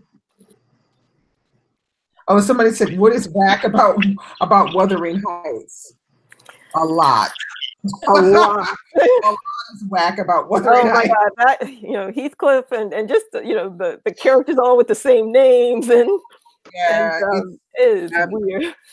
It's a weird one. That one. It's not one I reading at school at all. I mean, I had to read Wuthering Heights at school, but I remember picking up Jane Eyre when I was 14 in the library. I said, oh, let me check this. This looks good. Let me check this out. And I loved it. I was submerged in the story. And I just kept reading, and I was just, you know, but then people say, oh yeah, but you know, he's so awful, and you know, why did she be with him at the end? And you know, it's, you know, people make really hard judgments, but when you read Jane Eyre, and if you really read it and you really get into the story, the beginning is so awful when you see the way she's treated and the way she's just thrown away and into this horrible orphanage where they treat her like crap. And So okay, so let me ask you guys, because you're readers, okay, because this is the question I have in working on this book. You know, I was following that same kind of storyline where you have my character's named Jeanette, where you see her you know, younger, and this terrible thing happens to her, and then she grows up and eventually meets you know, the character who is like Mr. Rochester. But in today's world, where we want everything to happen sooner, right? Do we want the book to start that way, or do we need it to start with her meeting him and then somehow, you know, deliver the rest of her history as backstory somehow? That's interesting. That's not an easy question. Because, that's I think sometimes with storylines like that, I kind of like to know a little about the character first, right, before diving into the interests. Versus the opposite. I think the opposites are harder for me to really get to embrace the character, versus if I knew a little bit about them before they get to that point. Right. Yeah, I feel that with Jane Eyre, you know, she was someone who had a lot of anger when she left that home when she was a child. And when she meets that Helen Burns character, right, that's someone who helps her to sort of, you know, see forgiveness, and the death of Helen affects her. So that shapes her to be a very certain way by the time she gets to Thornfield Hall. Yeah. So that's why I felt that's why when I started writing it, that's what I was doing. But then when I'm thinking about reading modern books today, I'm thinking, wow, you know, can I get away with still starting a book this way? You know, I don't know. My agent and I are talking about this, so we'll see. Yeah, it's a really interesting question, because it's true, you can co-license with that and do either one, and they could work. Right. You know, I guess you could kind of, if you didn't tell the, you know, the backstory right away, it kind of can lead up to kind of give you a little bit of mystery into the story, which can allow you to show some of these other characteristics and backstories of the character a different way. Yeah. Than if you do it all if you do the backstory in the beginning, I guess, like people would expect. Yeah, it's an interesting concept, because you could do both, and they could both work. Right. Well, I don't know. Maybe you'll have to be a beta reader for me and look at this. Beta reader. No problem there. I'd love to be a beta reader. But you see, that's what I like about this book, is that the way you frame off the story is so well done. I mean, I think it's virtually impossible that you could not get sucked into the story and be interested in these characters and where are they going? Where is all this? It's like you're dropping the breadcrumbs with each page, the way that the story is set up. So, I mean, I think, you know, that's a force in your writing, is that you know how to depict these characters, to show these characters their faults, you know, as well as their strengths. Yeah. Thank you. Yeah, I definitely wanted to start with these people young, because that was something I felt that, you know, I wanted to show what formed them, and not do it in just a few lines of backstory. I really wanted to have some scenes of them as young people. Yeah. I thought that was a good idea. Seeing them young showed that they had a lot of similarities, even as children, through the things they had been through. but their determination is probably the thing that they have the most in common, the determination to win no matter what. You know, we're gonna rule this roost no matter what. There's nobody gonna stop us. Yeah.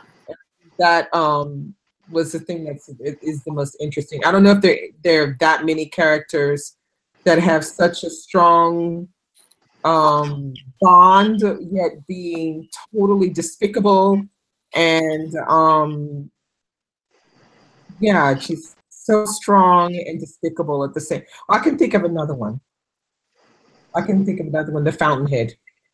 That's those two characters are very strong-willed, but very despicable as well. So that kind of thing works. I think some people they read the book and they found it difficult to like the characters in the book. They felt like they were all really bad, and I said, well, you know, so I don't have very much empathy for them, so I can't get into the book. But then I thought, well, you know, you can't use whether you like the character as the only reason not to like a book. I mean, because in life, I mean, you can be working with people, you hate them, but you got to work with them. You gotta work with them. Work with them. But you still a little bit the same, you know. It's like you know, you got to get to the book. You can still get to a book where the characters are not likable, they're doing despicable things. Because I was here for it. Yeah.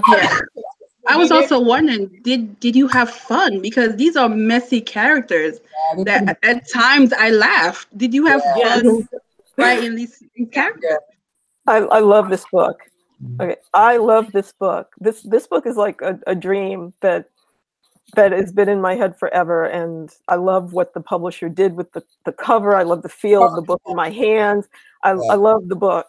So, and these people, I feel like these people have been around me, and I just love them. So yeah, I had fun with this.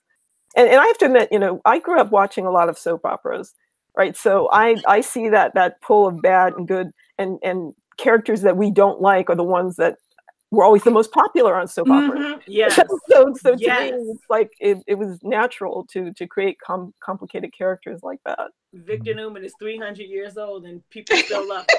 Yeah, exactly. You know? So that's fascinating to me.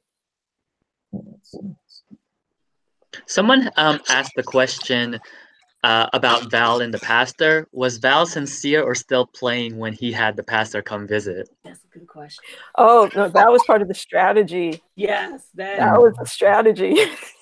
I would love to. I think it's and thought it was very interesting and kind of like dangling a string in front of a cat but not letting them touch it when we were not able to be privy to participate or hear the conversations that Val had with the pastor when he came to Westchester to visit. I wanted to know what they were talking about, because with Val's scene, the pastor was like, he had the pastor in on it. Like, not even that the pastor knew that it was part of a scheme, but this orchestration, I was like, what is he saying? Well, if you, I think Michael has read the original Dangerous Liaisons. There's actually a priest named Father Anselm, and he uses that priest to get to see Madame de Tourvel. He claims that he wants official reconciliation with her, and he has Father Anselm, you know, to sort of arrange for that. And he's even there when and he like dismisses himself, but he uses this pastor basically to get in to see her. So yeah, that's definitely part of the original. Yeah. I have the original. I haven't read it. I just got it this week. Yeah, it's Father Anselm. Father Anselm is he uses. I have another question about Val, and not just for Sophfronia, but for everyone. At the point where his parents die and his aunt tells to him, well, now it's time for you to be a man. This idea, not just a fatherless child, but parentless child, and being forced into or pushed into the world and having to basically find his own way, because his aunt, although he spends time with her, significant time with her during the summer, she doesn't have kids. And so it's really, it's the catch and release program. Like, I have you for a little Right. while and you have your fun while you're here, but there's not really any structure. Right. And so this person he's being placed in this situation where he doesn't have that, or in this place to live where he doesn't have that structure, and now having to figure out how to live a structured life somewhat Right. while there. So like what I think I forgot what the heck my question was. That happens. You go down the rabbit hole and you just because I think that's something that that today it's always something that's been a problem or a fact in our community as a whole. And so seeing it in that way, even in a place where there's all of this opulence around him, and he has access to all of these means that some of our kids who deal with that today don't have access to, it still creates a problem for his upbringing and for what he takes in. And so instead of coming up with some of the values that he may have gotten that would have been good values from his parents, he gets his way of valuing himself from the street and from what he sees in the street and what he sees men take value in and appreciate in the street, which is womanizing. So this woman that can't nobody get, he figures out, I'm gonna get it. Okay, maybe it wasn't a question, maybe it was a statement. Maybe it was a statement. You still can't remember, huh? But I appreciated that being part of the story, because I really do think it's something that is still a problem. It is a problem. It's going to be a problem. So to have it put in the story in such a way that it's like I read that part twice because I knew I missed something, and then I went back. I was like, okay, that's like, it's time for you to be a man, but you still a boy. A boy, yeah. Yeah.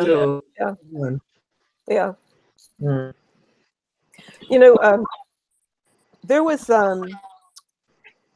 this thought about, I've been asked before about why does someone have to die, right? Why does someone have to die? Why do they have to die at the end of this book, right? And I've gone back and forth about that. There are versions of this, like the Colin Firth Valmont, where the woman he seduces does not die, right? And I went back and forth about that, but I just felt that in order for something to be at stake, right, that there has to be a big statement about it. But then recently I saw The Hours again, that movie that's based on the Michael Cunningham novel.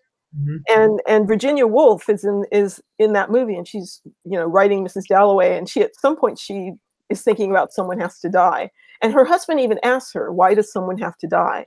And her answer is, I said, okay, that's what I'm getting at. She says, someone has to die so that the rest will value life more, right? So that they can appreciate life. I was like, yes, that is it.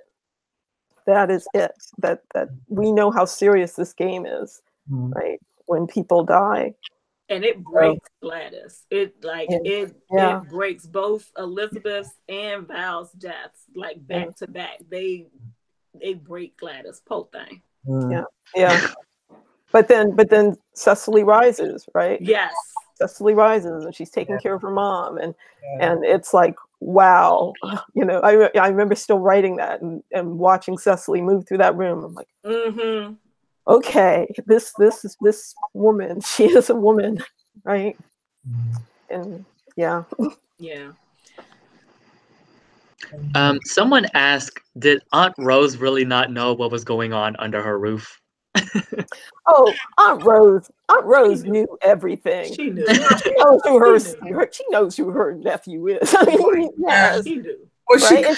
She kind of says it in that one scene when he says, you love that girl, just realizing it now. Right. She knows about May, right? Yeah.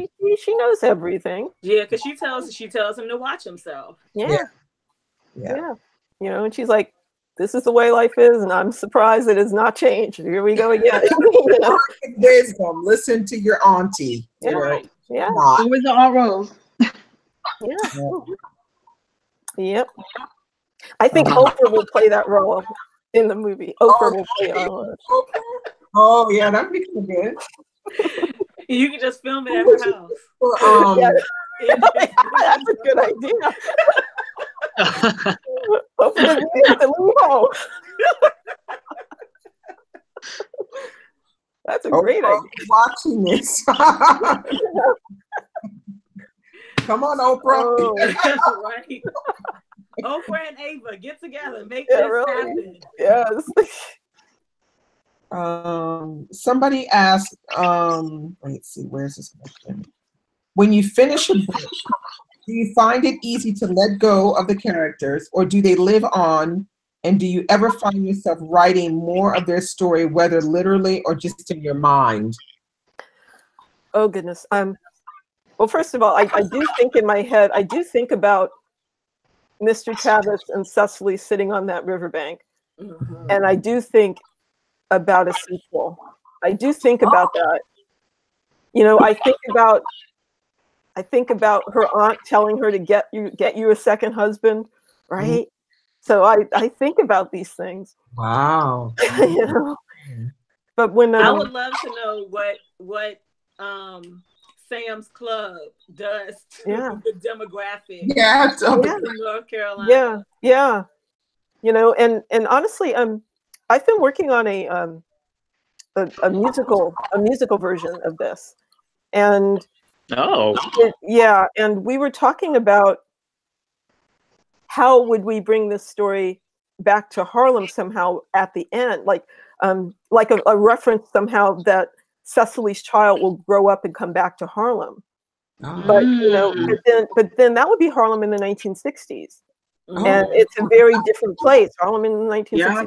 That's cool though. So what would her journey be to reclaim her father's property? And you know, so you know, I'm still kicking that around, but that's interesting to me. That's interesting. Because it's true, you kind of would want to know what happens to some of these characters after 50 years. Is Cecily gonna make it? You know, is she gonna? You know, is Sam gonna not have such a hot head and open his claw? Yeah, exactly. Yeah. You know, who does Aunt Rose get attached to? Because literally, she is the Cicely Tyson of her family. She is the last one standing. Yeah. You know, I think about Ruby Dee. You know, Ruby Dee in American Gangster, right? When she sees that house that he bought for her, and what happens? I don't know. But you know, I have been with these characters for years, so it is a strange thing not to be writing about them or thinking about them. You know, when I finished this book, I went for a long walk in this park near where I live, and a friend of mine saw me out there, and I was just walking, and I said, and he's like, "Oh, what are you doing?" I said, "Oh, I'm just, you know, I just finished a book, so I'm just kind of clearing my head to think about what the next thing will be." And he says, "Oh, then you've lost a lover." Yeah, I guess so. I guess so. You know, this book has been with me for a very long time, and you know, so how do I let it go and move on to the next thing? Yeah. How long did it take you to write it? The initial draft I wrote in my first semester in my MFA program, so that was only like 6 months. But then I couldn't write it, work on it solely, because my MFA program required me to do about a year of nonfiction. So I was only working on it intermittently, and that was the time when I wrote Cecily's parts. And so it took me about a year to work on it, like a little bit. And then when I came back to it in my MFA program, in the last 6 months was when, you know, I wrote the rest of it and, you know, really started thrashing it out. So I guess, you know, a couple of years. That's a busy master's career. Good, great. It was busy. It was busy. Yeah. Wow. So the Unforgivable Love is your second novel? Yes. Yeah. Yeah, my first was a contemporary novel, All I Need to Get By. And it's a story that's about a young woman who grew up idolizing her older brother and what happens to her family when he becomes a drug addict. It's a contemporary family story. So, but yeah. Okay. Ooh. There was one other question in here that I can't come with. That's a thing. Yeah, we mentioned Song of Solomon. I was talking about Toni Morrison. And, you know, I don't know if you know Song of Solomon, but that opening scene in that book where you have the man in the wax wings jumping from the top of the hospital, that very much influenced my scene for Elizabeth. For Elizabeth. Right? I wanted that kind of drama. I wanted stuff to be happening all around, you know, as that scene. I haven't read Song of Solomon yet. What? You haven't read Perfect I haven't either. I own it, but I haven't. About Perfect Peace, you haven't even. Oh my God! Well, dinner tomorrow. But that scene was so tragically poetic. Yeah, especially after putting all of the pieces together, like, because you have it from Elizabeth's perspective, and then when you go back and you get Val's perspective, and then mentally putting those two things together, the hopefulness of Val, the hopelessness of Elizabeth, and then she jumps, and it's like Val's like, I can't catch her. I was filming. You know, I was reading the book. I had the camera on, and I was filming the scene.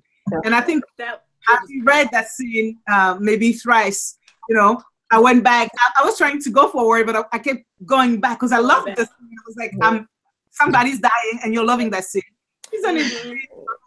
All the fear, everything about that scene was just fantastic to me. And that the very first time, you know, in general, when somebody's dying in a book, I'm like sad, or you know, I want it to be done, but then I kept going back for that scene.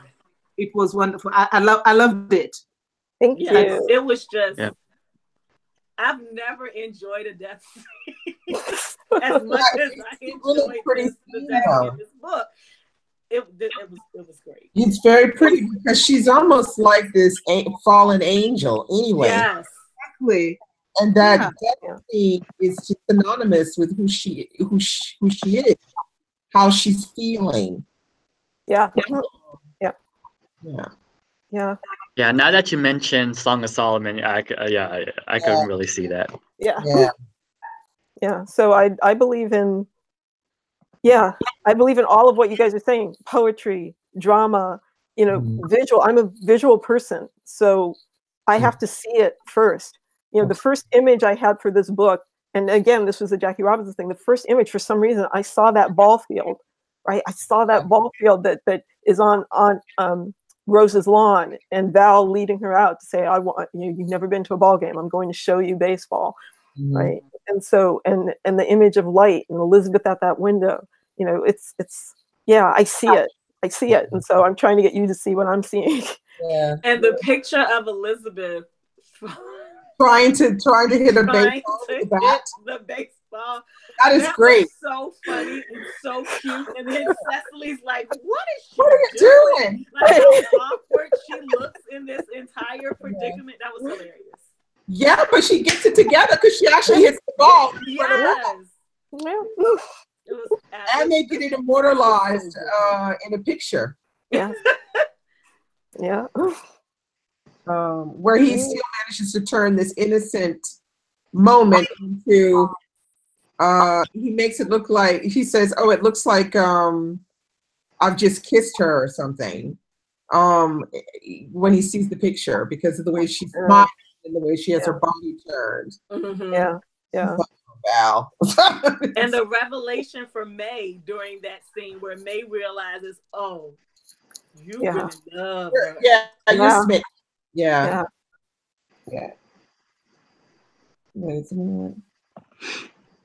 Oh yeah, somebody said the scene, the suicide scene was a jaw dropper.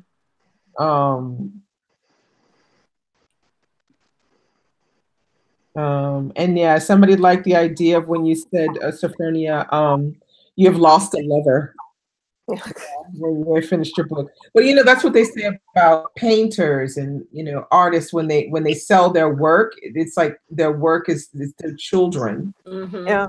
And it's like they don't want to see their children leave. That's why often, you know, painters and artists, they want to keep all of their stuff, even though it's done. Yeah. It's you should have a hard time letting people look at it with the intention of buying it from them. And so when they finally do sell it, it's like as if a child leaves the house or something. So it's sort of the same image, same problem. Yeah.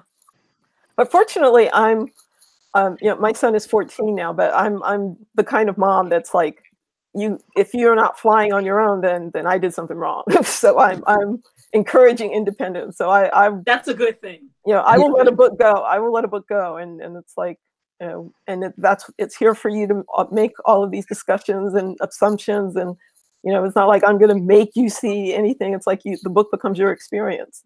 Mm-hmm. So I have to let it go. Somebody said, I say write the book however you like, because you obviously know how to write an engrossing story. That's what somebody said. Oh, that's probably the Jane Eyre. Oh, okay. Yeah. Yeah. Wow, thank you. Yeah, wow, that's empowering. Yeah. Just do what you want. Yeah. Yeah. Well, I believe in, you know, I do a video every week on because I have a YouTube channel also, and I talk about writing. And the one I filmed today is about story.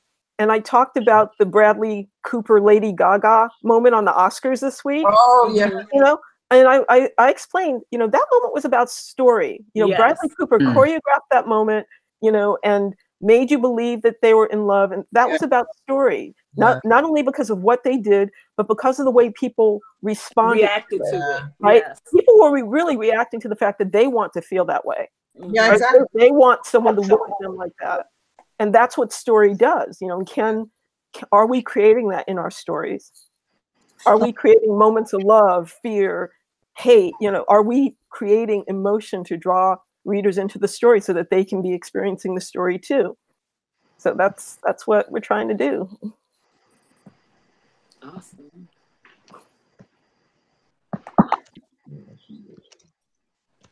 Oh, and I'm conscious. I'm going to make the book shorter next time. I feel like this book, you know, I loved writing it, but I see that it can be difficult for some readers to do 500 pages. So I'm going to try to keep to the 300, 350 this time. But to be honest, I didn't feel it. I did not feel like 500 pages. I went through this pretty quickly. Yeah, I even started. I told Didi that I cheated because I started it maybe 2 days prior to going into February, because I'm a slow reader and I always have fear of chunkers. But within a week, I was done reading this book and I was surprised. And I think it's not just the size, it's also the pace and how you succeed into captivating people. Because some books, they may be just 145 pages and it's a month to finish them because they are just dense, heavy, and slow paced.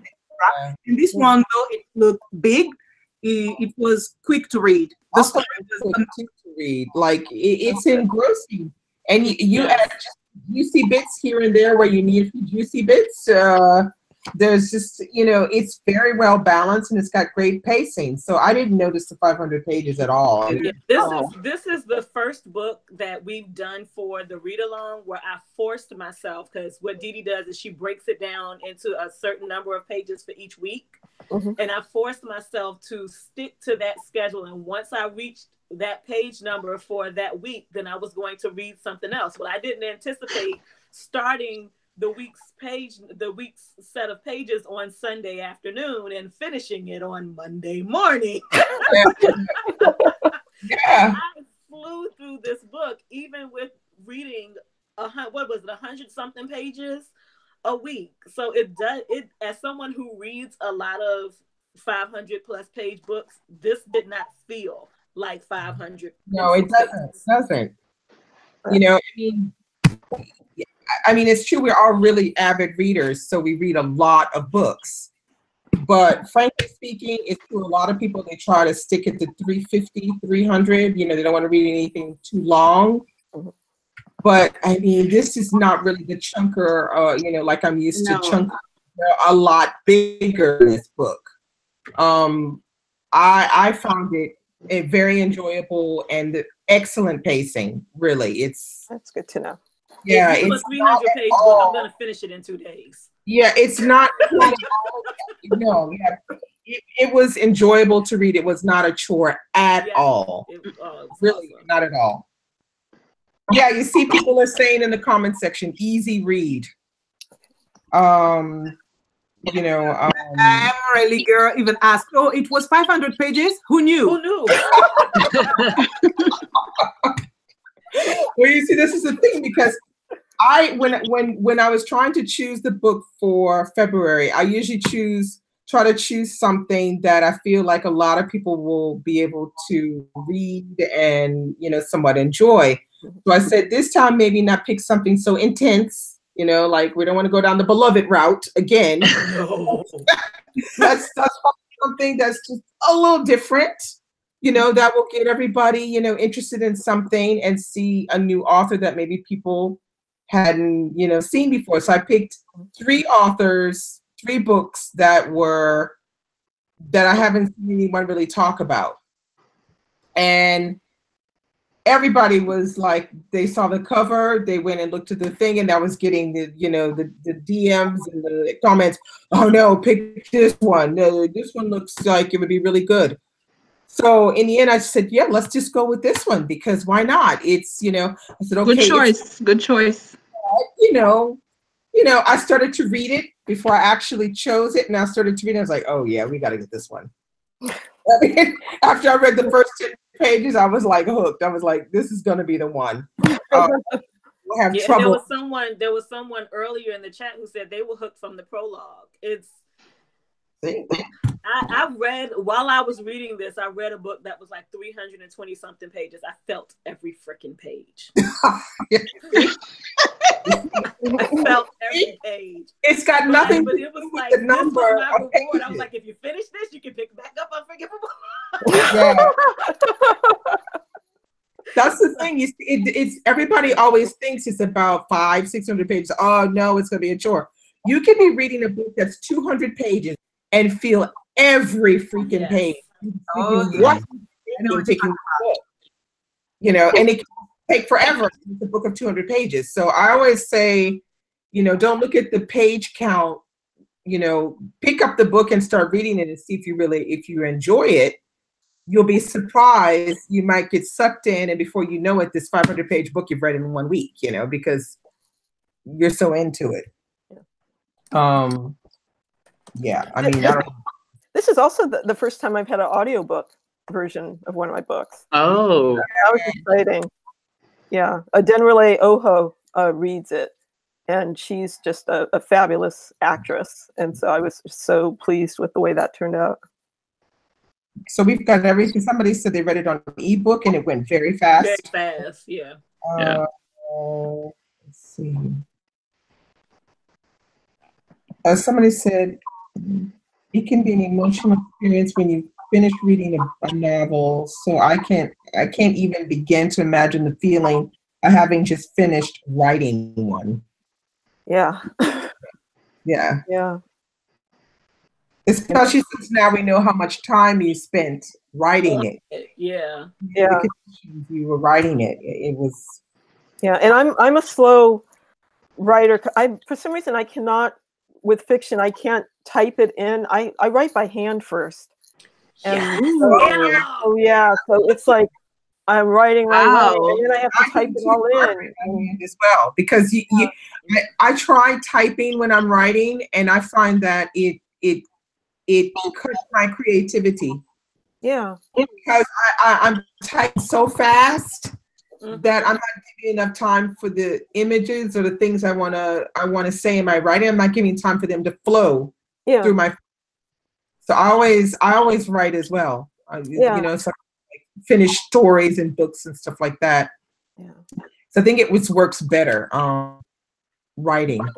It's like I'm writing to a friend. It's like I have access to my voice much better when I'm writing by hand. See, a lot of people are saying they like the audiobook. Yeah. 3 people they like the audio. Yeah, it's she did a wonderful job. You know, they gave me a choice of actresses to pick, and I loved her voice and the way that she could render both male and female voices, just a rich sound. She's wonderful. 3 people said they loved the audiobook. It was great. 1 said they read and listened. I've done that too with books, yeah. Yeah, read and listened, and they all enjoyed the audio. So yeah, you know, for people that were intimidated by 500 pages, you know, they still found it, you know, listening to it on audio was still good. Yeah, so that's excellent. Oh, there's another person who said they did that too. Is the music on the audio? Did somebody ask, can you hear? Yeah, is music on the audiobook? No, but I think she does have to sing in certain places where I mentioned music. I think she might sing a little bit. But yeah, no, the music, that would be a copyright issue. That's I was wondering. Yeah. Well, for the music, you know, you can go on Spotify, whoever asked that. Yeah. There's a playlist on Spotify. Or just buy the music. Yeah. I had no idea. So that's some good news right there. Yeah. And there's also, I guess if you search back in my blog, there's a blog post on my website called A Walk in Harlem, where I walk through and talk about the various locations in Harlem that are represented in the book. Cool. Okay. Yeah. You know, the different nightclubs, you know, like the higher class and lower class nightclubs, Strivers Row, the brownstones, you know, just the parks. So yeah. That's one of the things that we talked about at the beginning of the stream about I didn't realize until I started reading this and had such a hard time placing Black faces in this type of lifestyle that I hadn't read any books that were really based in, like I have, what is it, the Wedding? Yes. I haven't read it yet. So I haven't read any books that you haven't read Glorious? No. That's like awesome. One of 3 that I haven't read out of her bibliography. That's Bernice McFadden. Yeah. That's Harlem Renaissance. I still have to get to that. But it was difficult for me to put Black faces on in these, you know, this space, because I had not read any books that were based and set in the Harlem Renaissance with this lifestyle for us. And that's I came to that realization. I was like, man, there's a serious hole in my reading life that I need to fill. So this, yeah, us in this space was great. Yeah, well, it's true. I wanted to write about beautiful spaces, right? Beautiful dresses. I admit I wanted to. I didn't want something harsh, and I don't know. I can't describe it. I just wanted to write something beautiful in a beautiful space. Somebody said in the first scene at the nightclub, I was so tickled when I read the line about May liking it because no lower class people were allowed in. Yeah. Yeah, because it just gives this real perspective of what we're dealing with right away. Yeah. No doubts about what's going on there. No lower class, and Gladys, like where Gladys fits in this upper class is like middle class, and she's the only middle class person. Exactly. in that group. You know, I didn't really explore this part, but the Harlem clubs at that time were also different depending on, like, there were a lot of whites who had come up from lower Manhattan to go to these clubs, and there were specific clubs where you know, they would feel more comfortable than others. So there was that aspect of it too. I think that's that whole ambiance, that whole period is great for storytelling. Yeah. I mean, there's so much you can tell as stories are coming from that period. It's very interesting, rich, very rich period. Yeah. Remember the Cotton Club with Richard Gere? Yes. Yeah. Yeah. Yeah, that time period. There's also ragtime, isn't that as well? Isn't that That's early 1900s, like even like. Oh, is it early 1900s? That's like ragtime, like 1912, 19.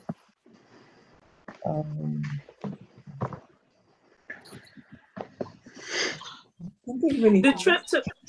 Oh wait, who was about to say something? No, I was just trying to think. There's got to be. I'm trying to think of other 1940s ones that I can think of. Okay. Well, go the ahead. trip to Paris.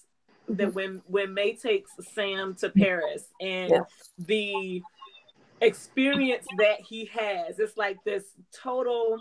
She had an obsession, I think, a little bit, May, with these virginal experiences and being able to give that kind of experience to Sam, and then somewhere in her mind thinking, well, if Val doesn't work out, there's Sam. But his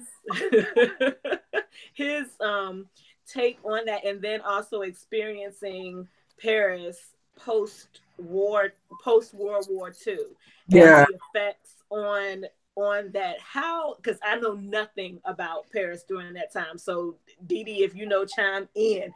How accepting were Parisians of Black people during this time frame? Because I know I've read other stories where Black people have gone like right after World War II or during that time frame, and they faced a lot of racism and persecution, internment camps, just like, you know, some of the other lower classes in those societies did as well. So what made this time frame, or where they were in Paris, different? Well, you know, you had the experience of someone like James Baldwin, and even earlier than that, Josephine Baker, where they go to Paris because there is a lot more freedom for them, right? There's a lot more freedom. But if you read James Baldwin, there's a part in one of his essays where he gets arrested in Paris for some silly charge, like they think he stole the sheets from the hotel or something like that. And even though he's not being treated this way because of his race, this is the way, like, they throw people in jail in this way in Paris. But his reaction to it makes him feel like this is what it would have been like if I had been thrown in jail in America. And he has an extra layer of fear on himself because of that. So I found that fascinating. And at the time, not only did they throw your ass in jail, but like they had the guillotine just to like 1960. Okay, they were not playing over here. Okay. I didn't know they had the guillotine for that long. Oh my God. I didn't know that. 1950 something or 60. Seriously? Oh my gosh. Yeah, and wow, off with your head. For you know, as they call it, the droit de l'homme, you know, the rights of man, and then they, you know, so there's no death penalty here anymore. But yeah, when the death penalty was, you know, it was like they were not playing around. You know, if you read James Baldwin's Giovanni's Room, that's what happens to. That's what happens to. Yeah. Okay, so to give you an idea. But yeah, I think that Paris has always been like a place where a lot of African American artists and musicians have always come as a refuge. Yeah, I say refuge like this, away from you know, the racism and the hardships that they were going through in America. Yeah. Mm-hmm. So even, you know, there's this sort of love for the art that Black Americans, you know, from music to writing to whatever it is, acting, there's kind of love for that. And like even jazz music is sort of like, the French really like jazz music a lot. Okay. Because it baffled me, them escaping the club after having this huge tooth-shattering altercation. Them escaping the club baffled me, because I was like, in my mind, I'm thinking Native Son. Like, that would not have happened. It's a native son. That would not have happened in the U.S. Like there would have been this huge search for this person, and like they got out with the trumpet. Yeah, Where is he? they got out scot free and go back to the hotel, and then you make it back to the States, but this dude's still missing teeth.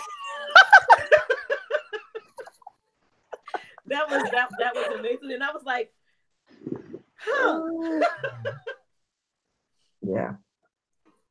Yeah. So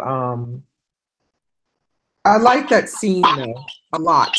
The way you wrote that scene with them being in the club, it was almost like they're away from home, and just hearing the jazz music in the bar was enough to make them go back to reminiscing of home, and they lost themselves in the music, and there she was dancing on a table. Hey, what? Yeah. There.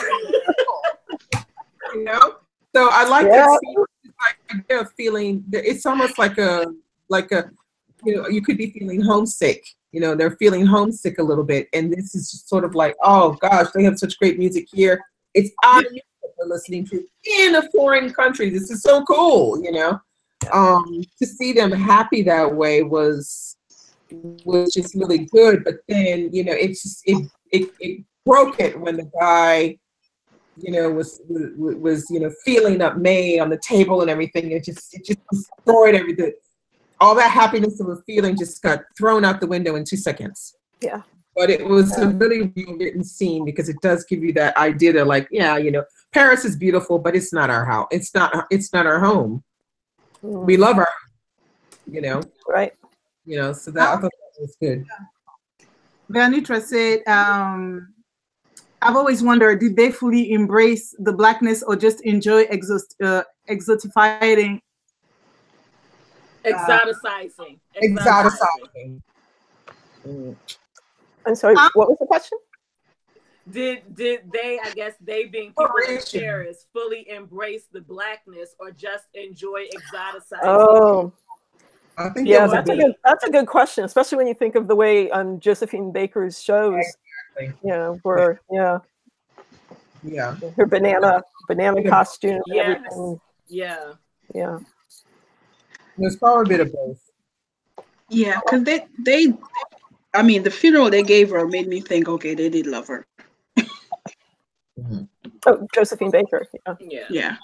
Okay. Oh yeah. Okay.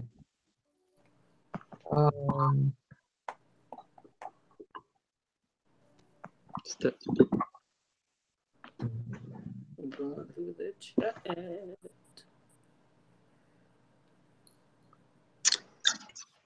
Can't think of any other questions. There was another one for you. I can't remember what it was. I want to say there was one that Kay asked, and I missed it. I missed it as well, because I knew in the beginning. She would ask one. Let's see.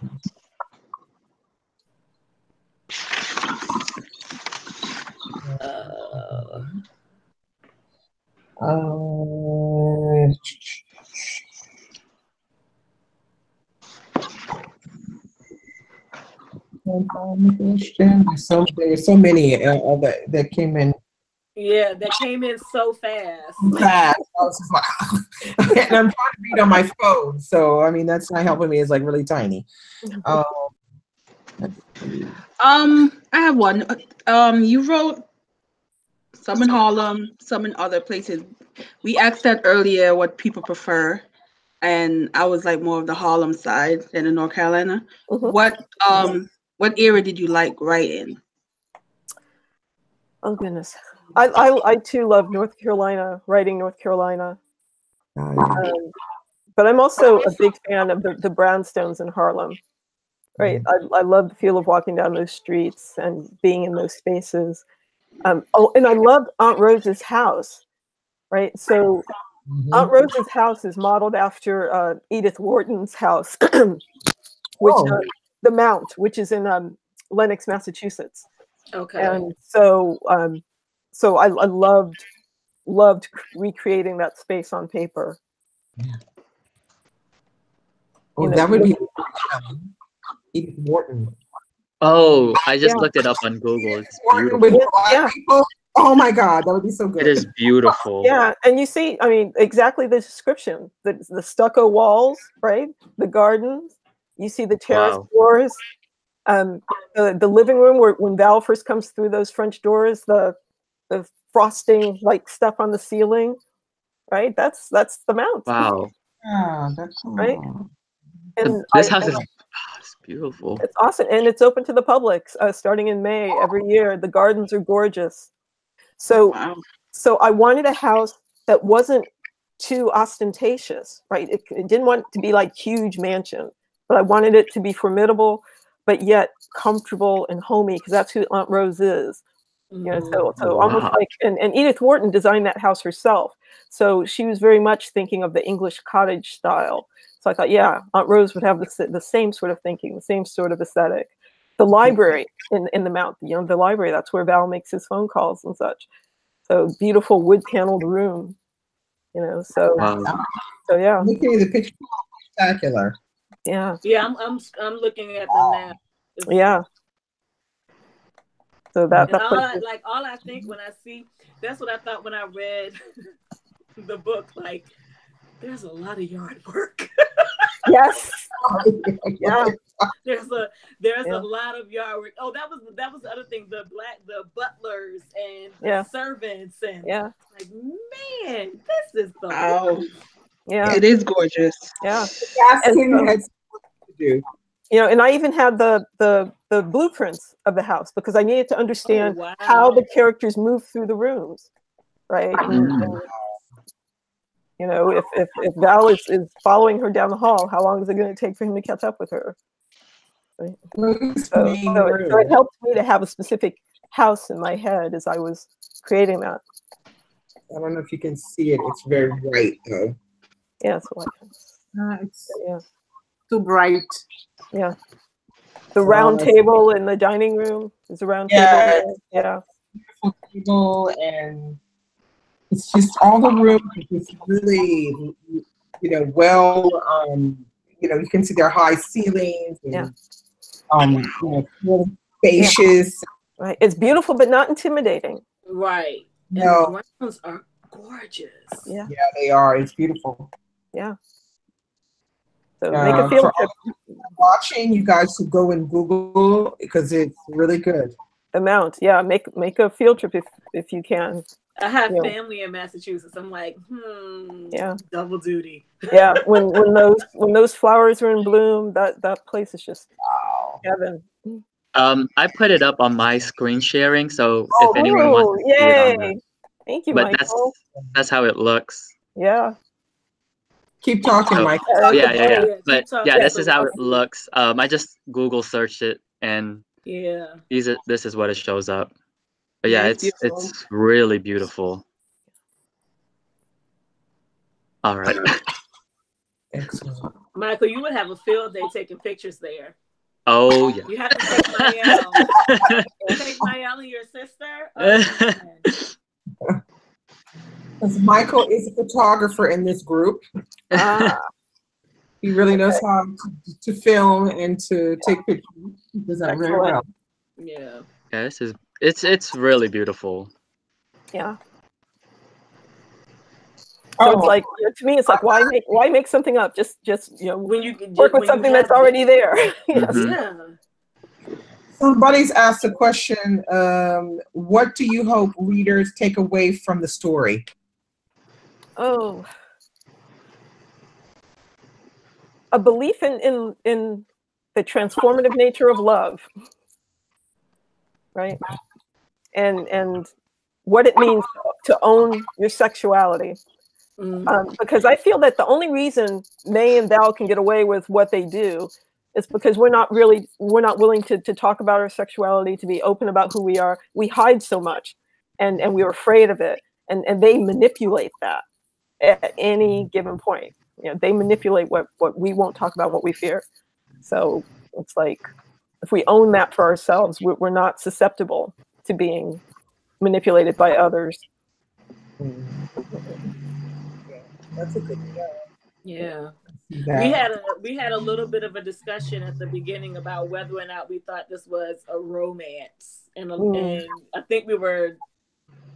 They all said no. I said no. No. I didn't think it was a romance. No, yeah, romance as a genre is very specific. Yeah. And it works in very specific ways that my book, you know, romance novelists would be horrified by some of the things that happen in my book. You know, and especially that I don't have that happy ending, that traditional happy ending. Right. Oh, they all have happy endings? No, they don't. They don't no, all no. have happy ending, but it needs to leave where you feel content with the ending. A good feeling, even if the people don't end up together, or there's a death at the end, but you still feel good about how it ends. Yeah, you don't leave a romance novel and feel like that wasn't like it wasn't a complete ending for you. Like somehow the story is wrapped up in a way that is good, quote unquote. Yeah. Okay, you guys say so. I haven't read any romance novels, so I don't really know, but I'm getting info here. My favorite one from last year, that I talked about from Danielle Allen, Broken Clock. Not a happy ending, but it made you think of things and feel a certain way. Venetia asks, do you think any of your characters are misunderstood? Or do you think everyone has received them the way you wanted us to?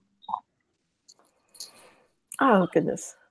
Did you have a perception of, did you have a way you wanted them to be received when you wrote them? Yeah.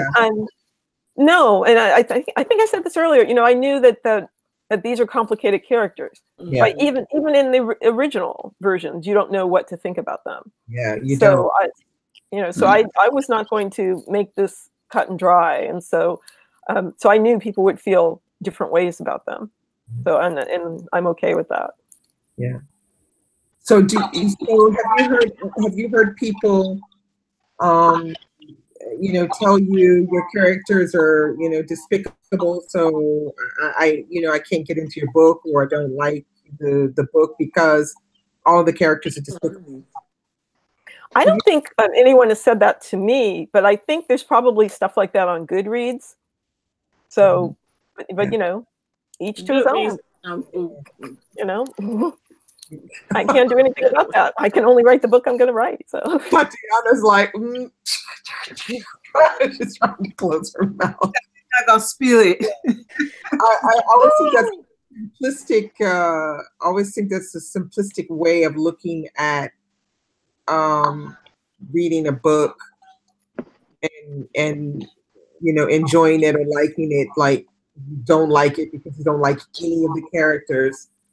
As if that's the only reason why you can't like it, because really the dynamic and the way the story is told is more, of an importance than, did I like that character? Did I like that main character? Because ideally the idea is that you have your character develop and change over the pages of reading a book.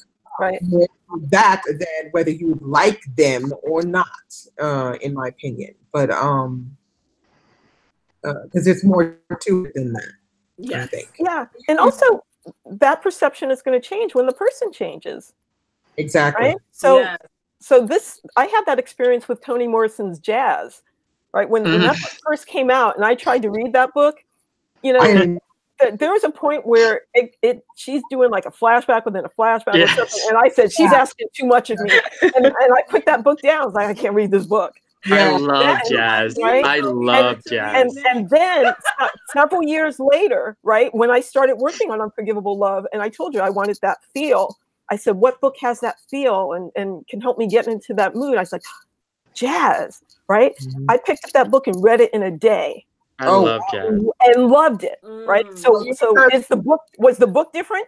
No, it's me. I had changed over the course of several years, right? My favorite aspect of jazz is like you mentioned that the way she deals with time, but there's this rhythm that the way that she writes, it has this like when I was reading it, I can feel the beats, which was so weird. I was like, oh, this is so good. Yeah. Oh, it was so good. Yeah. You know, and she had characters in there that really questionable, especially the one like the thing that she does with the baby. I was like, oh, okay. Yeah, crazy stuff happens in those books, you know, like that poor young girl is dead, and that woman comes in with a knife, is trying to just, you know, deform the corpse, right? At the funeral. Yeah. Like, oh, okay. My book is tame compared to you know, I have to learn how to go there. I can't even conceive of that yet. Maybe I'm baby mind. Yeah, so good. I love jazz. But yeah, jazz is amazing. I think it's good how, like you can, you know, the whole idea of when you're reading the book is that you're discovering, you know, who you're reading about. Yeah. And the more you can, I think when you feel like you're a fly on the wall, it's the best. You know, where you're just there and you're just watching the spectacle happen. You know, you're just like, you know, waiting to see, okay, what kind of mess is going down on these pages. Yeah. See that there's so much going on in the beginning. You're like, well, wait. Because I can remember the first comments on Goodreads are like, oh, okay, this is juicy. It's like, oh, this is juicy. Oh, this is, you know. So people were kind of feeling that, you know, oh yeah, there's some mess going down, and I'm gonna be there for that. You know, I'm gonna read this. Oh, the characters are terrible, but I'm down for the mess. You know. But I had to keep telling people this is a retelling. Okay, so there's no flipping the script. You know, it's a retelling. You know, so. You know, get over that you don't like the characters and try to, you know, like, you know, get into the story and you know, see how these characters are gonna react with each other more than. Yeah. And I think, you know, and that was.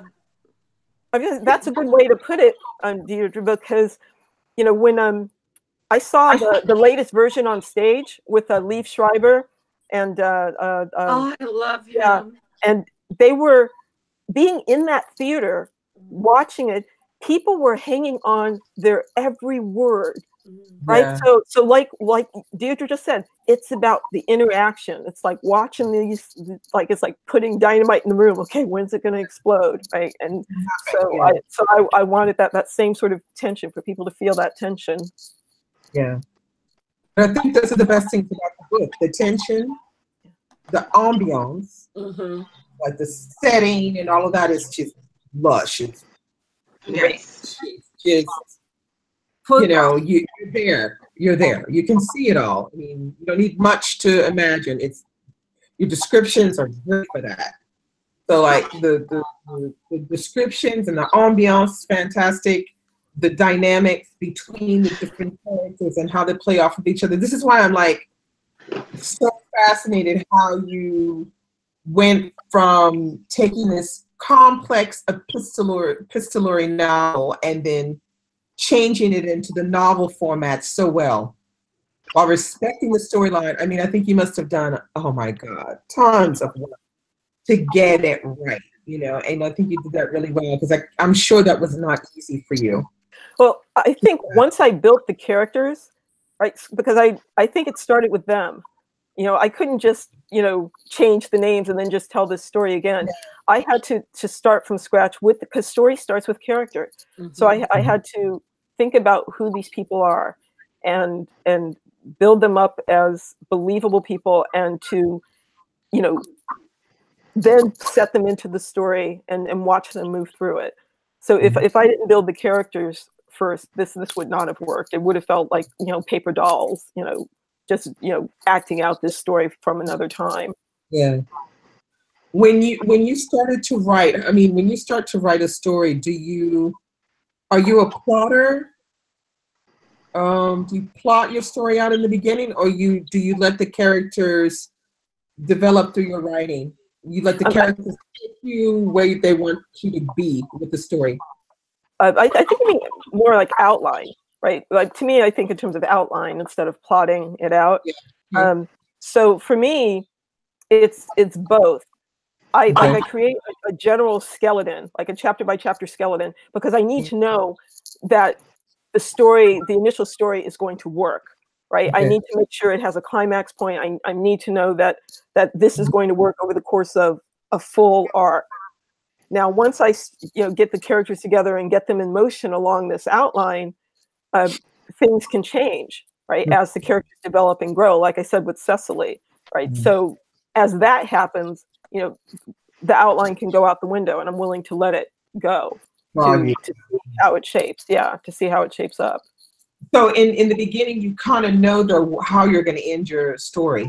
From the beginning. Yeah. Yeah. And like I said, I changed the ending once I got there because of Cecily. Yeah. But it's interesting that you start with the idea of an outline, and that you kind of know how it's going to begin, and you know how it's going to end.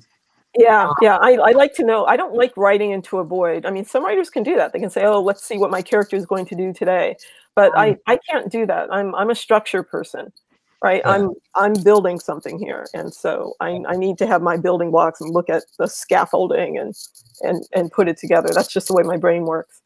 I always think of writing as an opportunity to make people do what you want them to do. And why relinquish that opportunity? I'm not even that way as a mom, so I can't do that. I can't do that to my characters. I'm not that way as a person. I have to realize that you can't just get people to do what you want them to do. But if you do. Well, it's just interesting. I was just curious. I know some writers, they write their ending first, and then they go back and they start at the beginning after they've written the ending. And and then some people, they just say, okay, let me just write and see where it takes me. And it's just, I was just curious how because it is a retelling, so there has to be a certain structure to what you're writing. Yeah, honestly, I wrote Elizabeth's death scene first, the one from her point of view. I wrote that not first, but very early on, and I didn't do that intentionally. Something had happened in my personal life that was a feeling of tremendous loss, and I was writing in my journal, and I realized that I was in a lot of pain, and then I realized this is the kind of pain that she would experience. Maybe I should just use this. I'm feeling this. Let's use it, right? And so I wrote that. In that moment, because I knew I could make that happen. But yeah, so that was written very early on. Yeah. Interesting. I'm always curious about how writers persist when they're doing their writing, like how they go about it. Because it's also good for people to realize there's no wrong or right way to do that. Mm-hmm. It is your way, the way that works for you. Exactly. Which I get asked that all the time. Well, how long did it take you to write, and how do you do this? How do you do that? And they think that they hear that and think they have to do that. Oh, do I have to write every day? And no, you don't. You just have to write in a way that you're going to get to the end of something. Yeah. Are you going to produce something? So figure out how you're going to do that. So what is the best way? You have to figure out your own way of working. Yeah. But I think that's the difficulty with writing is it's such a solitary, solitary action writing, whether you're just writing in your journal or whether you're writing, because you're writing your story or poetry or whatever. It's solitary, and there's always this feeling, I guess, in the back of people's heads, am I doing this right? Am I doing this right? Am I doing, Yeah. I have a question on that, because I am working on my first revision for my book. Mm-hmm. And prior to that, I was very confident. And I find that lately I'm getting that, is it good enough response now. Did you have that when you wrote your first book? My very first book, do you mean my first novel? Yes. I knew it was, that was my first book, so I didn't quite know if I had it, but I knew that it had good writing in it, right? So I knew that if I worked with an editor, that we could figure out, whatever bumps that book had. That book got rejected at least 25 times. Wow. But then you find the one editor. You only need one, right? and that's all it takes. And I've been writing long enough that at this point that I know when something feels right. So I know what's clunky. I know if I'm not excited about the story, why would the reader be excited about the story? Something's got to change. So if you're feeling that there's something wrong, that it's not good enough, really, it may take putting it down and coming back to it again in a couple of weeks and reading it anew to see if, wow, this really is good. Or and if it isn't, then you can honestly say, what do I need to do to make it better, right? But do what you need to do to make sure that feeling is real and that you're not psyching yourself out. And that you're not trying to make it be like something that someone else has written. Because if I read your book, I want Peter. Yeah. Just having a friend read it, or a friend to read it to see if it's. I've had a few people read it and they all loved it, but I don't know, for some reason because I'm so close to finishing this revision, for some reason that doubt just came in, and I'm like, oh my God, I was so confident the entire time, and now I feel a little bit of, I don't know if because I'm afraid. I don't know. Well, but you also have to have very specific readers, because if you're already in a revision, so I'm confident that you probably already know how to put a sentence on the page and let it read well. So if you have any competence as a writer, then it's hard to get friends to read it, because they will think it's good just because it flows from sentence to sentence. Does the story work? They won't necessarily be able to tell, because they just think, oh, it reads well, so it's good. Okay, it's fine. So you really have to find someone who is skilled enough, who understands what a book needs to do to read it for you on that level and say, okay, is this okay? Yeah. I like to have different types of readers, and usually a reader is, and that's why I was asking about you being a beta reader, is because there are readers I like to have that I know, it's like, okay, you are my target reader. I know that you are someone who's going to pick up this book and that you pick up books like this all the time. So I need someone like that to read this book. Right. So I'll have, for Unforgivable Love, I had a female friend who read it for me. I also had a male friend read it for me, someone who is very steeped in baseball and jazz, right? To see if I hit those notes correctly. Of course, my agent read it. I had an editor read it, but I tend to choose readers based on what they read, but also how I feel, how they may react to some of the information in the book. So when you're writing, are you writing thinking of already thinking of the people who are going to pick it up, or are you just writing because that's the story that you feel that you want to write? That thought only comes toward the end as I'm finishing it. When I'm writing the book, I usually have a particular person in mind, like a friend. Okay. Right? So I'm telling you this story. I'm telling this person. I had a very particular friend in mind while I was working on this story, right? And writing the story is like writing a letter to a friend. So that's what I like to do. To me, it has to be intimate on that level. I'm writing to one person. Then we open it up to see how this is being, received by other people. Oh, that's interesting. That's interesting to write it. I think I'm not a writer. I'm just a reader. But the idea of it being intended for or thought about with one person, and then we'll see if it has mass appeal. Yeah. It makes it more relatable. Yeah.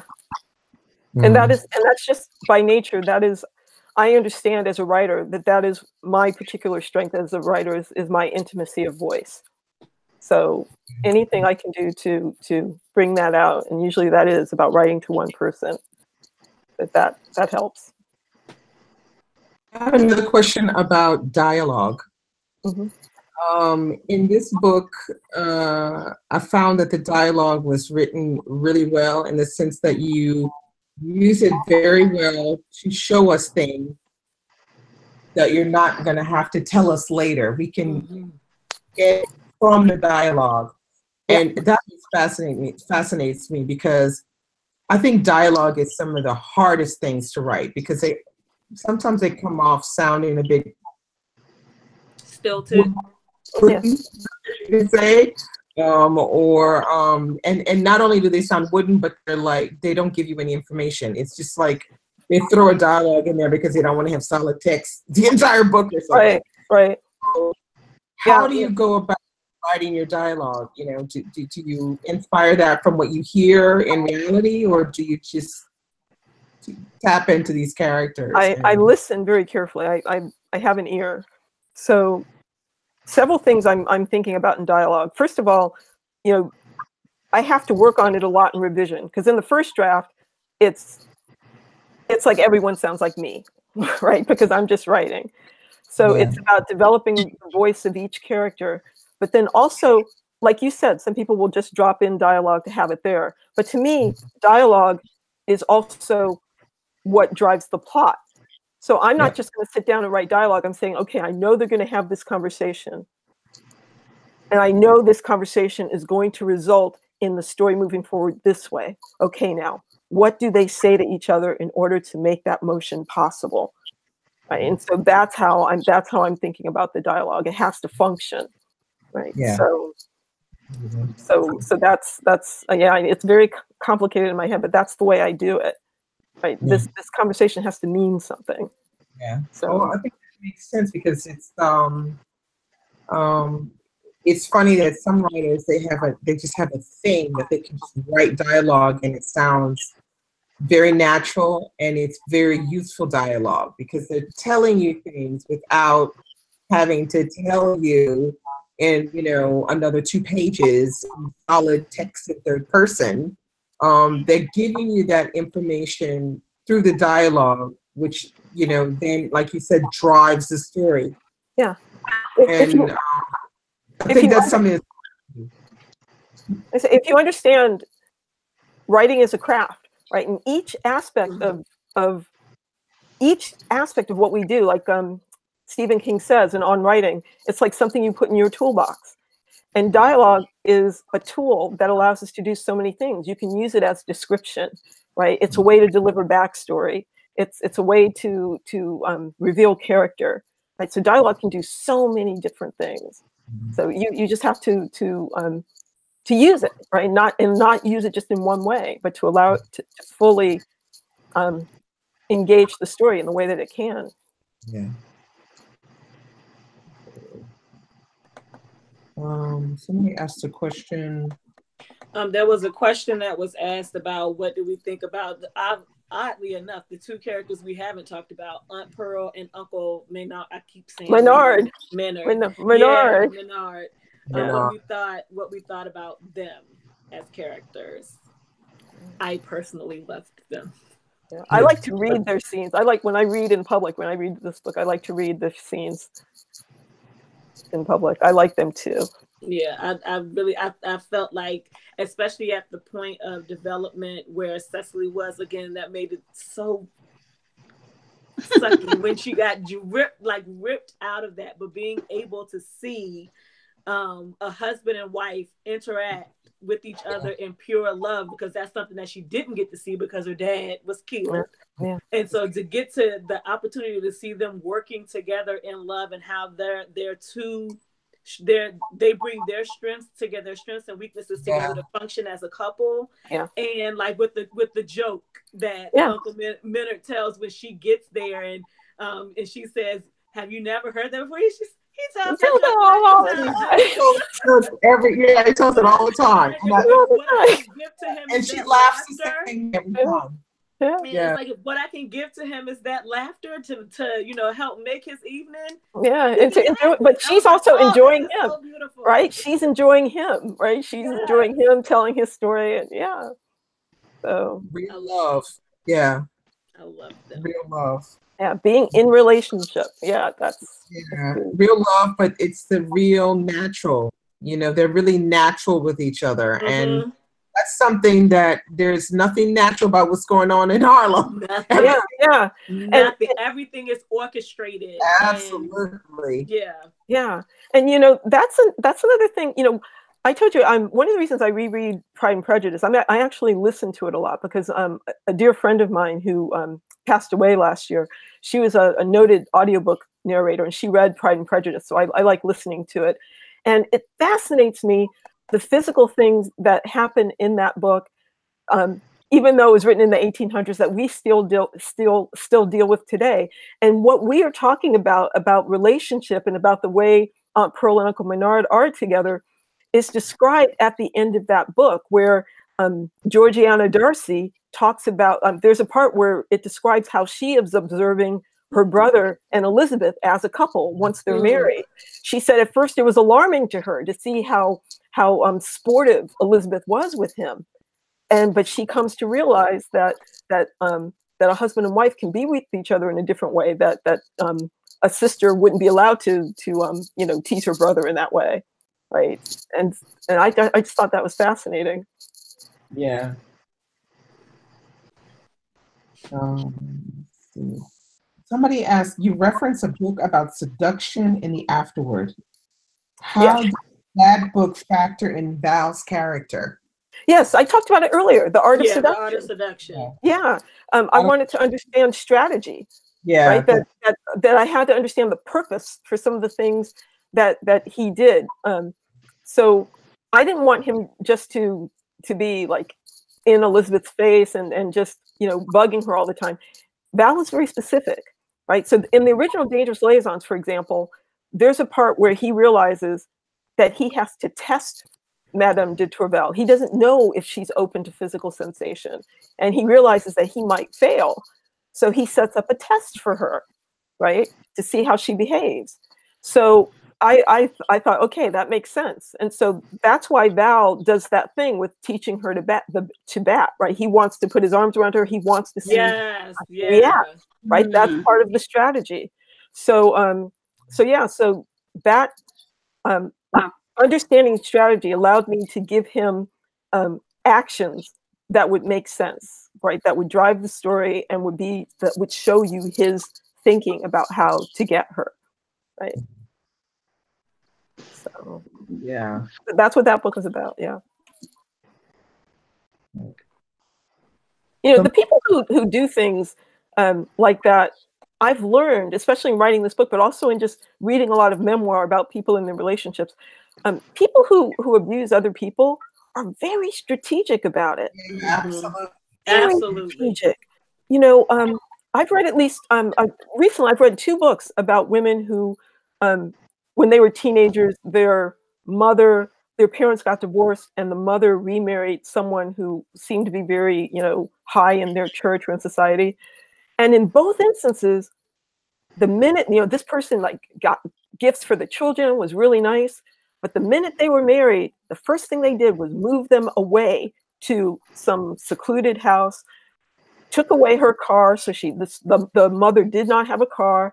And then a pattern of abuse begins, which eventually leads to the teenage girl being sexually abused, right? And these are two true stories, 2 totally different books, and yet the pattern is exactly the same. I find that eerie. Fascinating. Also the idea of secluding the person and keeping them away from their friends and family is a weakening them. Yes, and that's how abusive relationships begin. I mean, that's when you should be run, girl, run. Exactly. You in trouble, girl. Exactly. But in this novel, it's not just Val's way of acting. May does the same thing because she tells Cecily to confide only in her. There's like your best friend or your best person, whatever you want, come to me first. Don't tell your mama. Don't tell anybody else. Come to me. Exactly. Same thing. They know how to manipulate people by making them feel confident in the first place. Exactly. Yeah. And you're manipulating someone, or she's manipulating someone who doesn't have that many people because she knows she can't go to her mom. Yeah. Because she knows if she goes to her mom, she's gonna send her away again. So she doesn't have that many people to go to anyway. Exactly. Right. So they behave strategically. This is not willy-nilly. Right. No. So I wanted to show that this is very structured. Very structured. Yeah. But I think that's why some people didn't understand the book. They were focusing on the wrong thing. And they missed the whole point. Yeah, but that's gonna happen. Yeah, they missed the whole point of the I love that you're that cool with it. Like, cool, that's fine. Well, I've learned that you can't think about these things because you can't control them all, right? So for example, you know, there's people will think like, I'm not going to write about this person. I'm not going to write about this person. But then the person reads the book and they think you wrote about them anyway. Right. So yeah. So one of my brothers thought one of my books was about him, and it wasn't. So you can't control that. One of my high school teachers thought that they were in one of my books. You know, so it's like, yeah, people are going to read the way they're going to want to read. I think that's often when there's a writer in the family, they just assume that the family is the best inspiration. Yeah. And how people can see themselves in books, it's really funny, I think. Yeah. I mean, I think it's actually a thing that would be cool to write about. The idea of a writer trying people's inflated sense of self to think that everybody's thinking that's me in there.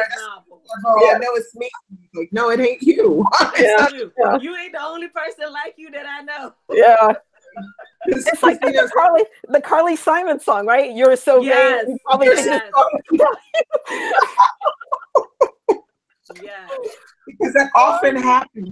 A lot of writers talk about that idea that people are always saying, you know, that they're in their entourage. People are saying, now that's me in there. I know it's me. And then I did watch her interview once, and I think it was the author Lauren Groff. And she was talking about having written one of her earlier books. And she actually took a conversation that she had with her mother and put it into this book. Mm-hmm. And didn't tell her mom, didn't even tell her, didn't even honor her. And then the book was and she was like, Mom, I have something to tell you. And she had to confess to her mom that she had put whatever this was in the book, this conversation they had together. I mean, her mother was pissed off, of course, because obviously it was something that was fairly private. So when I heard that, I thought, wow, that's really bad.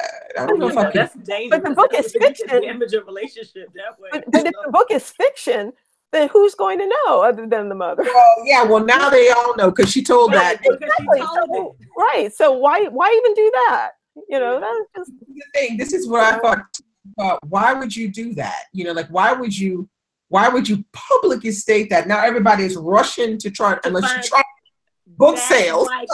That's why she said it. Yep. Because everybody now want to know what was said. I want to read it. What was said in the conversation? What was this conversation? Which passage is this conversation? You know, so you think messy author because she's now her mama had to get over this whatever it was, and then now she's enticing us all with this story. She wants novels, and I'm thinking, wow. I saw another thing when they were talking about, writers are often considered to be the recounters of, family history through fictional novels kind of thing. Mm-hmm. So it's almost like this person was giving a writer a bad rap, saying, you guys are always writing about what's going on with us kind of thing. I don't think that's all the case. There may be feelings that you have about different things that happen to you that make you write something, but it isn't necessarily just because it's about your mama or your brother. Right. And, and I don't think that people, just like when you talked about the research that you did, Sophfronia, and looking at these characters, I don't think even if someone takes an experience that they have had and chooses to write on that in their novel, I don't think that they're just going from their experience when it comes down to doing the research, because you have to see what the commonalities are, because you're not just looking to appeal to people who have had just your experience, but people who have had like the vagueness of that kind of experience, and to pull that out for them as well. Right. So I don't vanity. But, and also, real life doesn't make for great fiction, right? No, real life might get you started, but a novel has to do things that real life, it just doesn't happen. It has to it has to have a shape. It has to move in a certain way, and real life doesn't do that. Real life would be boring. Just it would be like this instead of like this. Right. So, but yeah. Somebody just asked, do you have, they said, you obviously love old Harlem and you have mentioned loving Jane Austen. Do you have any other favorite historical time periods? Oh goodness. You know, I mentioned the 60s before. Like, I'm fascinated by that, by the fashion of like Motown 60s, right? I'm interested in that, you know, and it would be interesting to I might play with that and write something in that time period, because I'm fascinated by the music of that time. I love thinking about Diana Ross's, you know, clothing, you know, from that time. Tina Turner. So that's fascinating to me. You know, rich period though, too. A lot of stuff happened then, you know. So yeah. With maybe part two. Never know. You know, I tell people, I said, remember, May's friend got sent to Detroit. True. Like, Yeah. That's right. That's right. I always wonder whatever happened to her. That would be juicy. We could go to Motown. We could go to Motown and see what happened to her and her children. You know? So, that could be really interesting. We'll see. Yeah, who knows? Okay, we'll keep our fingers crossed on that one. But the Jane Eyre, that's really going to be good. Yes. Awesome. So, yeah, that's going to be set in a Civil War era United States. So good. So yeah, that'll be Louisiana, South Carolina, Ohio. I feel like you're teasing us. Yeah. Fantastic. Oh wow. Man. So, yeah, that's a I like that the setting, the era. That should be really like really now, interesting. even just saying that, what's in my head is the chick in the attic at at Rochester's house, but the way that those houses were built and how like big they were, and just those hidden crannies and the slave quarters. You're teasing us. You could hide a whole wife up there in the attic, right? Yes. Oh, whole wife up there in the attic. Oh, well, actually, it's going to be something a little different from a wife that's being hidden. So we'll see. Say no more because we gotta wait. Okay, yeah, don't you gotta wait. Okay. Do you have like a date when this book might come out? Not yet. I'm writing it. She's writing it. I'm writing as fast as I can. No pressure. No pressure. No pressure. No. Take your time and get it right. We will be here when it is. Definitely sounds like it's going to be a good one. Already, that period is a period as well that I don't think we read a lot from that period in fiction. I know I don't read a lot of this Civil War period, and I think it's a period that's pretty rich, and you can do a lot of things with it. Mm-hmm. Yeah.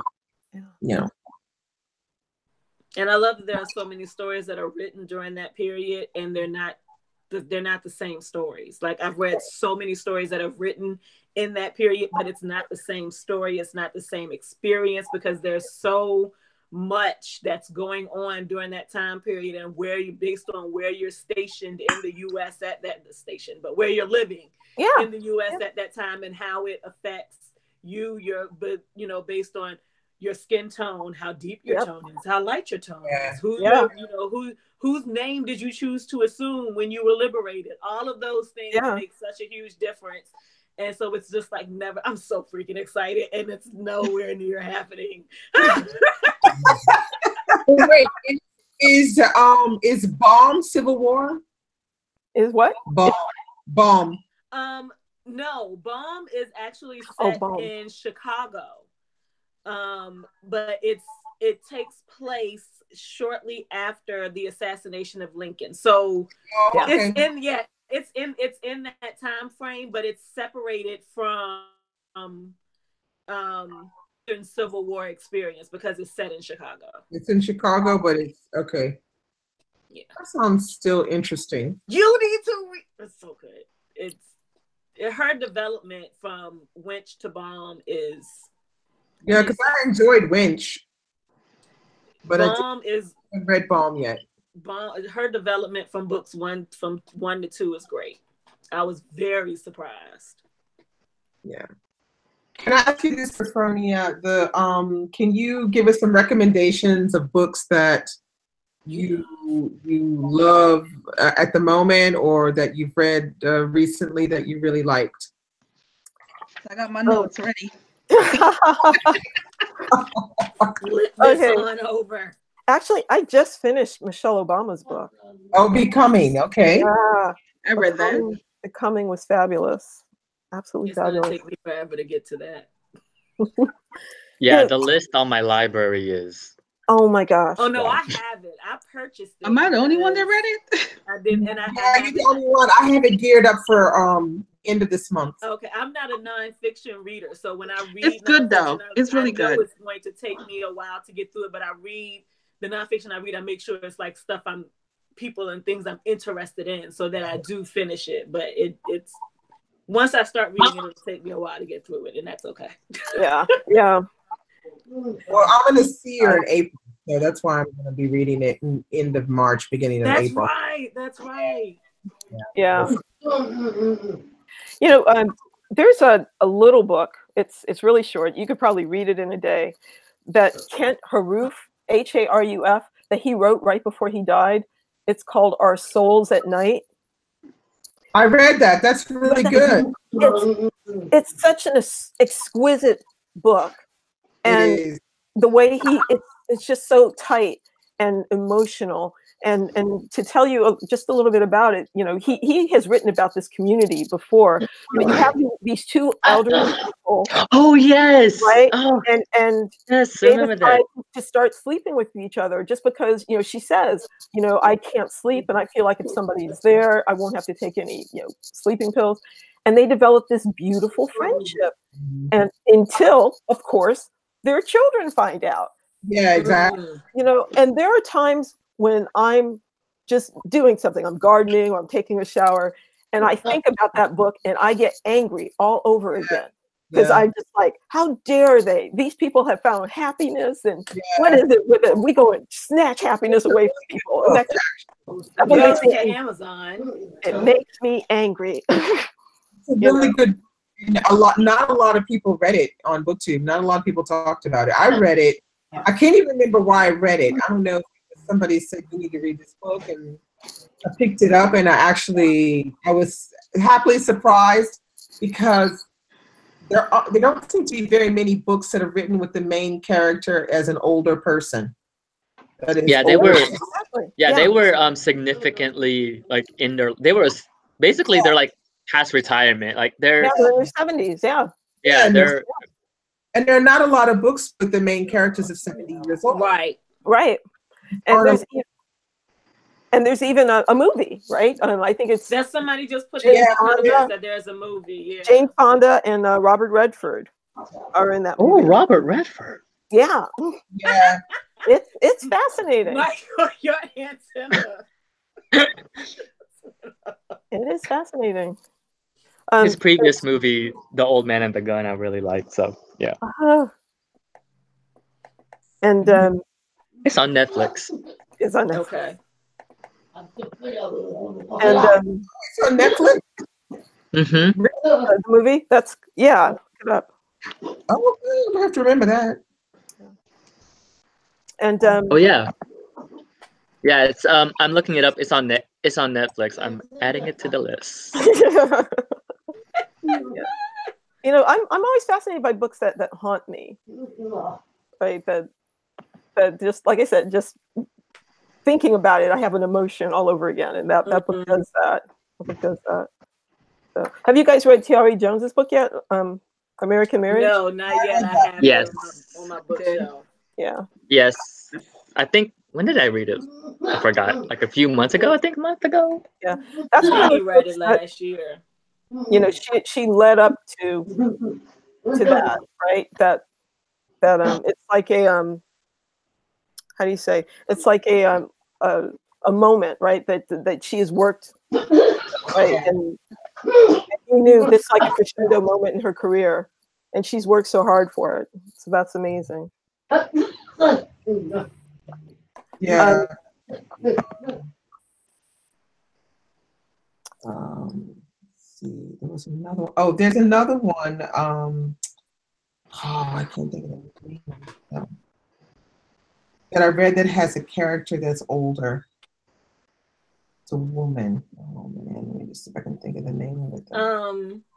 Eric Charles May, Bedrock Faith has an older character. Yeah. I can't remember what her name is, but yeah. Oh, crud. Neither can I. I can't remember the name of it.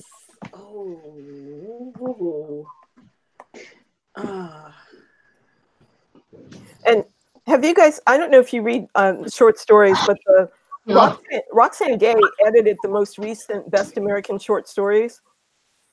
And there's a wonderful selection of short stories in that book. And she has, it's just a wide array, a diversity of writers in terms of sexuality and race, and just, it's a wonderful collection of stories. I'll have to write that one down. Roxane Gay, yeah, curated that collection. If I can figure out what the name of the other one is. Yeah.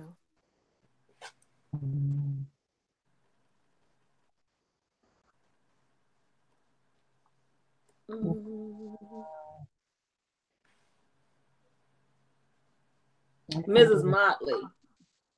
Oh yeah, Mrs. Motley. Yeah. Yeah.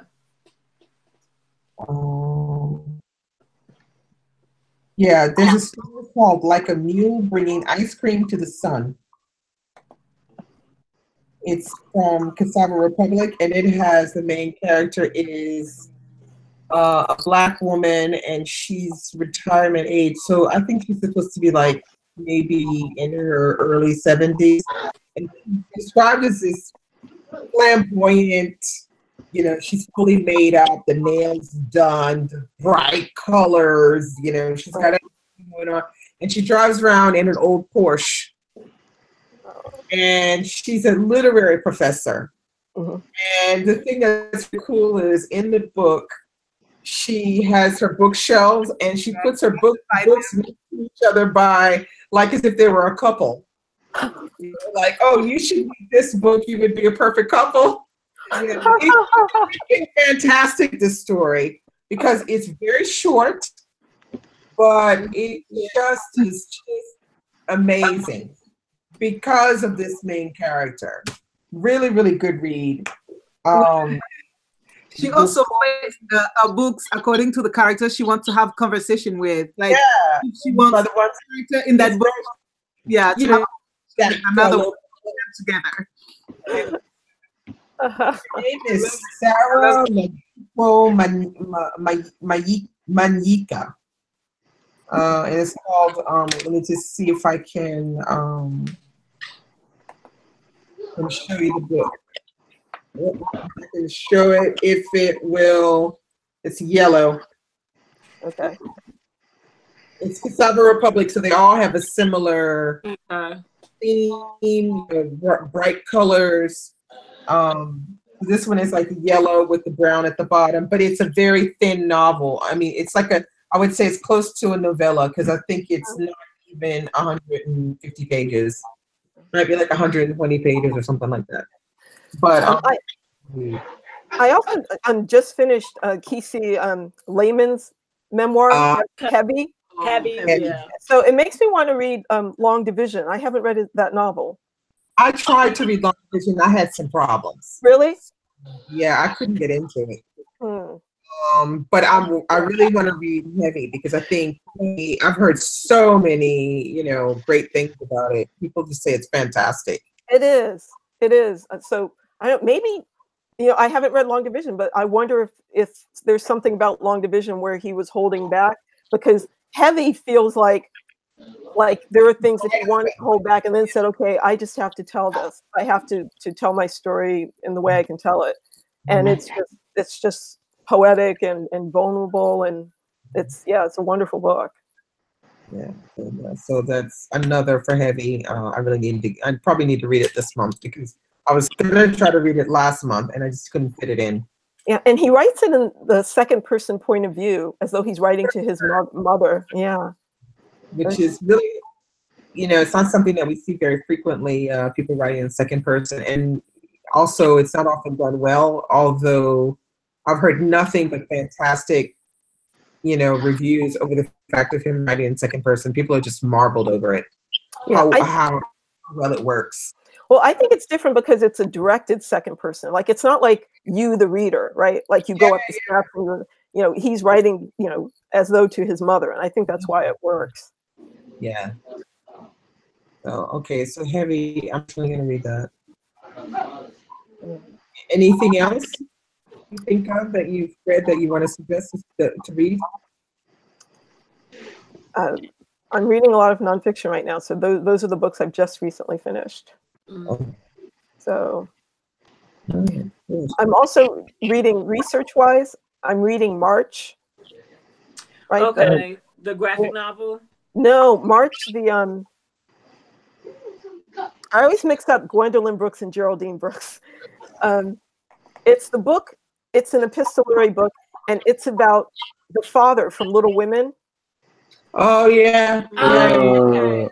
Right, and it's about his experience, in the war. Geraldine. Yeah. Geraldine. Okay, Geraldine. So it's, it's one of those books where I keep picking it up and putting it down. And it's like, okay, but I'm reading it, like I said, for the research, to see how he moves through, battlefield landscapes and things like that. But I'm wondering as I'm reading through it, it's like, okay, so what is going to happen to this character, and will I care? Kind of feeling. But a lot of people love that book, though. So I'm like, okay, I'm going to keep going with it. It's popular. It does get good reviews and stuff. People, yeah. I don't know what people like about it because I've never read it. But, yeah. I've heard people say good things about it, but not in particular to what you're talking about. So I don't know. Yeah. So we shall see. Yeah. March. I'm also reading a lot about Queen, I have to say, because after I watched Bohemian Rhapsody, I've always loved that music, but I realized I didn't know much really about the band. Yeah, and I wanted to know really how they came together and how their creativity worked, and it's absolutely fascinating, and I'm loving it. Like I have like 5 books about Queen in my office right now. I love it. That's awesome. Well, that could be inspiration there happening. It could be. It could be. And whenever I feel an obsession like that, I go down the rabbit hole because I don't know. Like I said, just like with Dangerous Liaisons, you don't know where it's going to take you. I don't realize it exactly. So yeah. But I find it inspiring the way Freddie Mercury was inspired by other art. Right, that he didn't just create Bohemian Rhapsody. That he loved opera. He was versed in opera. He loved ballet, right? He didn't just wear that leotard for no reason. He was interested in ballet. Right. So I'm just fascinated by how all of this other art formed and fed his artistry. And that's interesting to me as an artist. So. Awesome. All right. That's some suggestions.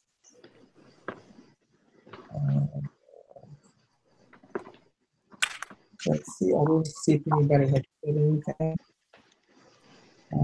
Let's see. Let's see. Somebody wrote on Golden Palm, I guess for older. Oh, yes, older, yeah. I said it was good. I'm also working my way through the August Wilson play cycle. Oh, yeah. Yeah. I should read those. I haven't read those yet. I only know like probably half of them, and so I'm starting from the beginning, and in terms of the decade cycle, and working my way through them. So I'm halfway through Gem of the Ocean right now.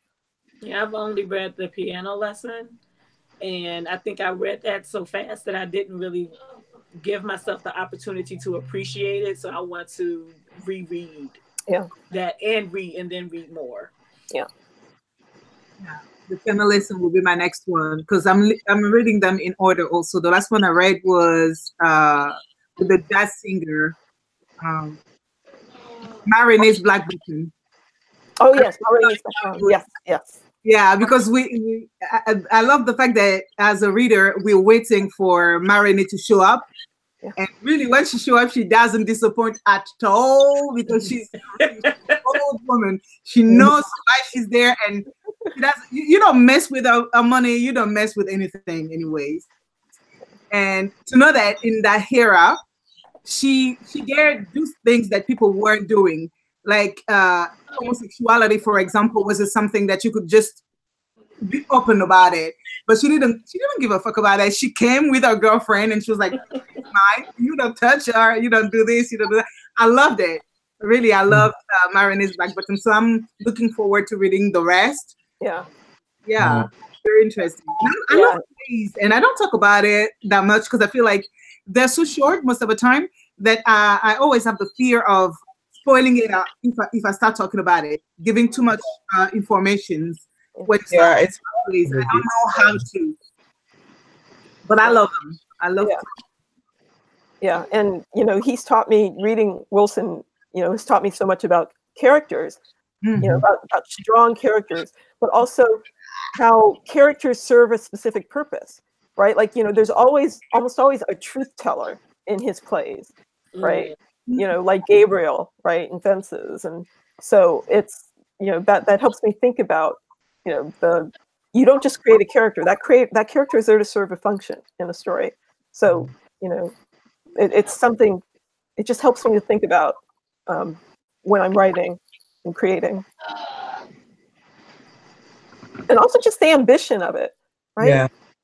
The fact that he set out to do these 10 plays and did them, right? And I read somewhere that I think it was Eugene O'Neill, had plotted out, like, wanted to do like a 9-play cycle, and he only ended up doing 2.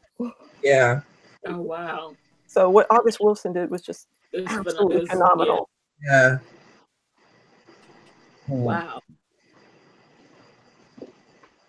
Somebody just asked, speaking of art, do you have any other artistic pursuit other than writing? Other artistic pursuits. I do, I'm interested in music, but I'm not a musician. My husband and my son are really good musicians, so that's not me. I'm interested in photography, but I don't think, it's not like I can draw very well. But no, this is my thing. This is what I do. Your strong suit. And I don't know. I think teaching is a kind of art. It is. And so, and I don't want to just teach. I like delivering experiences. So that's why, yes, I'll teach at a university, but I'm going to do a thing in Italy coming up in September. Oh, and yeah, it's called The Right of Your Life. Wait. The Right of Your Life. Right. This is the thing. And so it'll be in September in Italy. And the whole point of this trip is so that people can, experience, like, travel as an inspiration for writing, right? So to me, we'll go and talk about, here's why Hemingway went to Venice, right? And here's how to look at things. Here's what it means to be inspired, and how can this change your writing? I think that is absolutely wonderful, because I know as a reader, one of the things that I love is reading about places that I've never been, and then wanting to go and see those places that have been mentioned in books and see what they look like. If it's a historical fiction book that I read, what they look like now versus then, and to find out more about the history. So that's awesome. Yeah. So I think I'm excited about this, and ideally I'll do this trip every year. So I don't know. I just think that this is the way I'm meant to teach. It's an experiential type of thing. But the information about this is on my website, which is just my name, Sophfronia.com. And if anybody wants a brochure, I will happily send them. But yeah, I think we still have just a few more spots. It's almost filled. But yeah, I think I'm really excited about that. Yeah, it sounds interesting. Yeah. Somebody also said, They said, "Are you a crafter of any kind?" A crafter, meaning Yeah, I mean, crochet, scrapbooking, or knit, crochet, or scrapbooking. knit. That was the other thing I was trying to figure out. Yeah. It's interesting you mentioned crochet. My mom was like a master crocheter, right? She made ponchos for us. She made backpacks. She made hats. And for some reason, my brain doesn't work in that way. Like she tried to teach me to crochet. I couldn't get beyond the chain stitch. Yeah, my brain doesn't work that way. I couldn't do that. I do like my planner is almost like a scrapbook because I do images because I'm a visual person and this is a collection of what my life is. And so by the end of each year, I have this record of what my life has been like.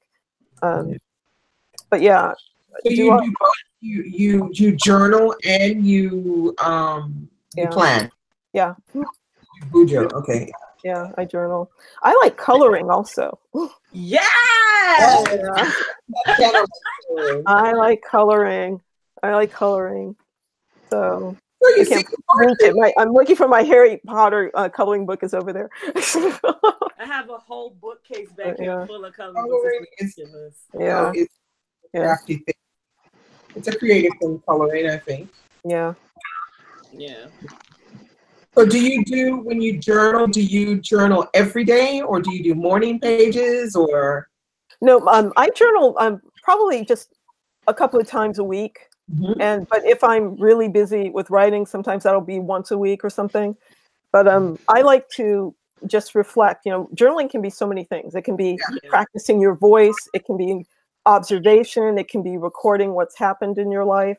So I'm just very open, to it's like an inner dialogue of what's going on in my life. Yeah.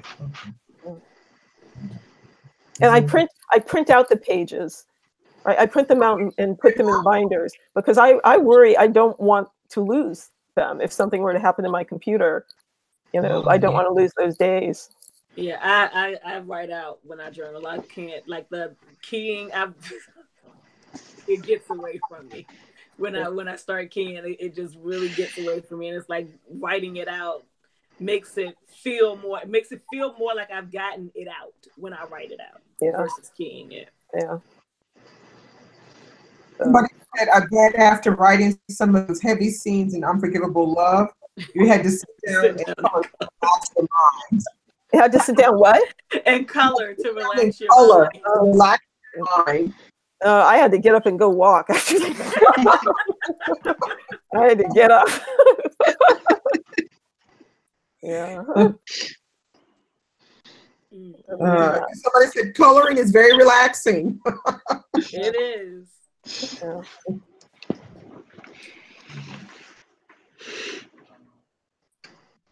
Okay. Are there any more questions? Does anybody have any more questions? Not that I can think of. We covered a lot of ground. Yeah. Really, a lot of ground.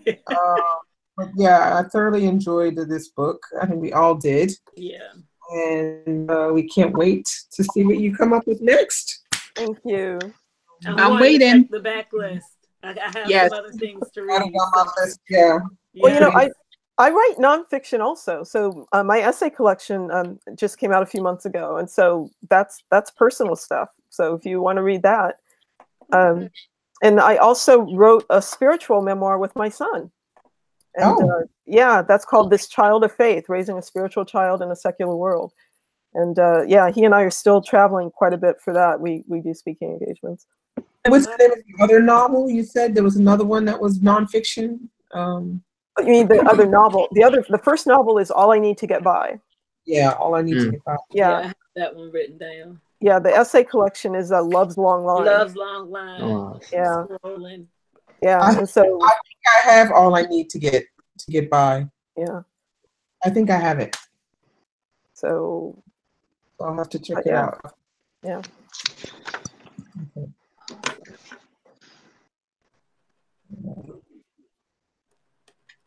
Okay, well, I guess that's just gonna in the evening, or sorry, the afternoon. No, this Bye. is a morning for you, Dee Dee. Yes. 2:35 Yeah. p.m. in For Paris. me and Marie, it's the morning. Yeah. I'm amazed. You're up. That's just amazing. Yeah, it's 2:30 in the morning, but you know, we're just gonna roll with that. You know, It's Saturday night. Why not? 4 weeks. Just gonna roll with it. You know, tomorrow's Sunday. I'll sleep in. Okay. Get myself together. Yep. All right. So I'm work on Monday. You know, but All right. no, but it's been great, and we really thank you for taking the time to come and, you know, answer our questions and speak with us about your novel. And it's just been wonderful, and you know, we really appreciate you doing this. Oh, thank you. It's been fun. Thank you. I appreciate it. I appreciate all of you. Thank you so All much. of your eyes Thank on my you. words. Thank you. Thank you so much. And everybody in the comment section is really happy. They're all saying thanks, loved it. This was wonderful. Thank you for coming. So everybody's really thrilled. You should go back and look at the comment section tomorrow. It This should is be really the first time that we've ever had an author Yeah. on First one. end of the Yeah. month, end of Black History Month stream. Yeah. So Really? you are the first one, and we Yay. are greatly appreciative. Yes. Thank you so Yay. much. Thank you. Thank you. Well, look up my YouTube channel. Subscribe to my channel. Like I said, I post I subscribed. Yeah, I every just week. subscribed. So come walk. Is with it me your in the morning. name? Is it your name? It's Yes. Sophfronia Scott. Yeah. Yeah. Okay. So come on my morning walks. Your morning walk with Sophfronia every week. So I signed up already. Yeah. all right. So I tell everybody All what right, I'll do is I think I put your YouTube in the description box. So if I haven't, I'll put it in tomorrow so that people. All the links will be there. But I think I did already. Yes, it is. Did I put it? Yeah. Okay. Yeah, you Thank did. you. Okay. Oh, just subscribe. You see. I love the locks. Love the locks. Yep. Sophfronia, your YouTube is gonna blow up overnight. I think. Gonna have suddenly, you know. Yeah. So yeah, it's been great. Yeah. We really appreciate it. Thank you. All right. So how do I leave now? Do I just? Diggie's gonna cut the live, and then The button where, you know, say goodbye to everyone. Right. But everybody stay on just for a minute, and we'll say goodbye after. Okay. Okay. So bye Thanks, bye all. everyone. For watching. Bye. Bye. Thank you for being here. Month, but it's not really over because you know Black History is every day, 365. every day. You know, every day 365. So don't forget about Black writers. You know, keep promoting them, keep writing the hashtag so people find them. That's and right. keep networking with each other and talking about the different books that we discover. And we will probably do more of I'll probably come back and do like maybe one of these a month or something like that, you know, just to get different Keep the content momentum going together to discuss books, because we need that. We need to feel like we're connected more, you know, discussing books by Black authors. Okay, bye-bye. Bye, guys. Bye. Bye.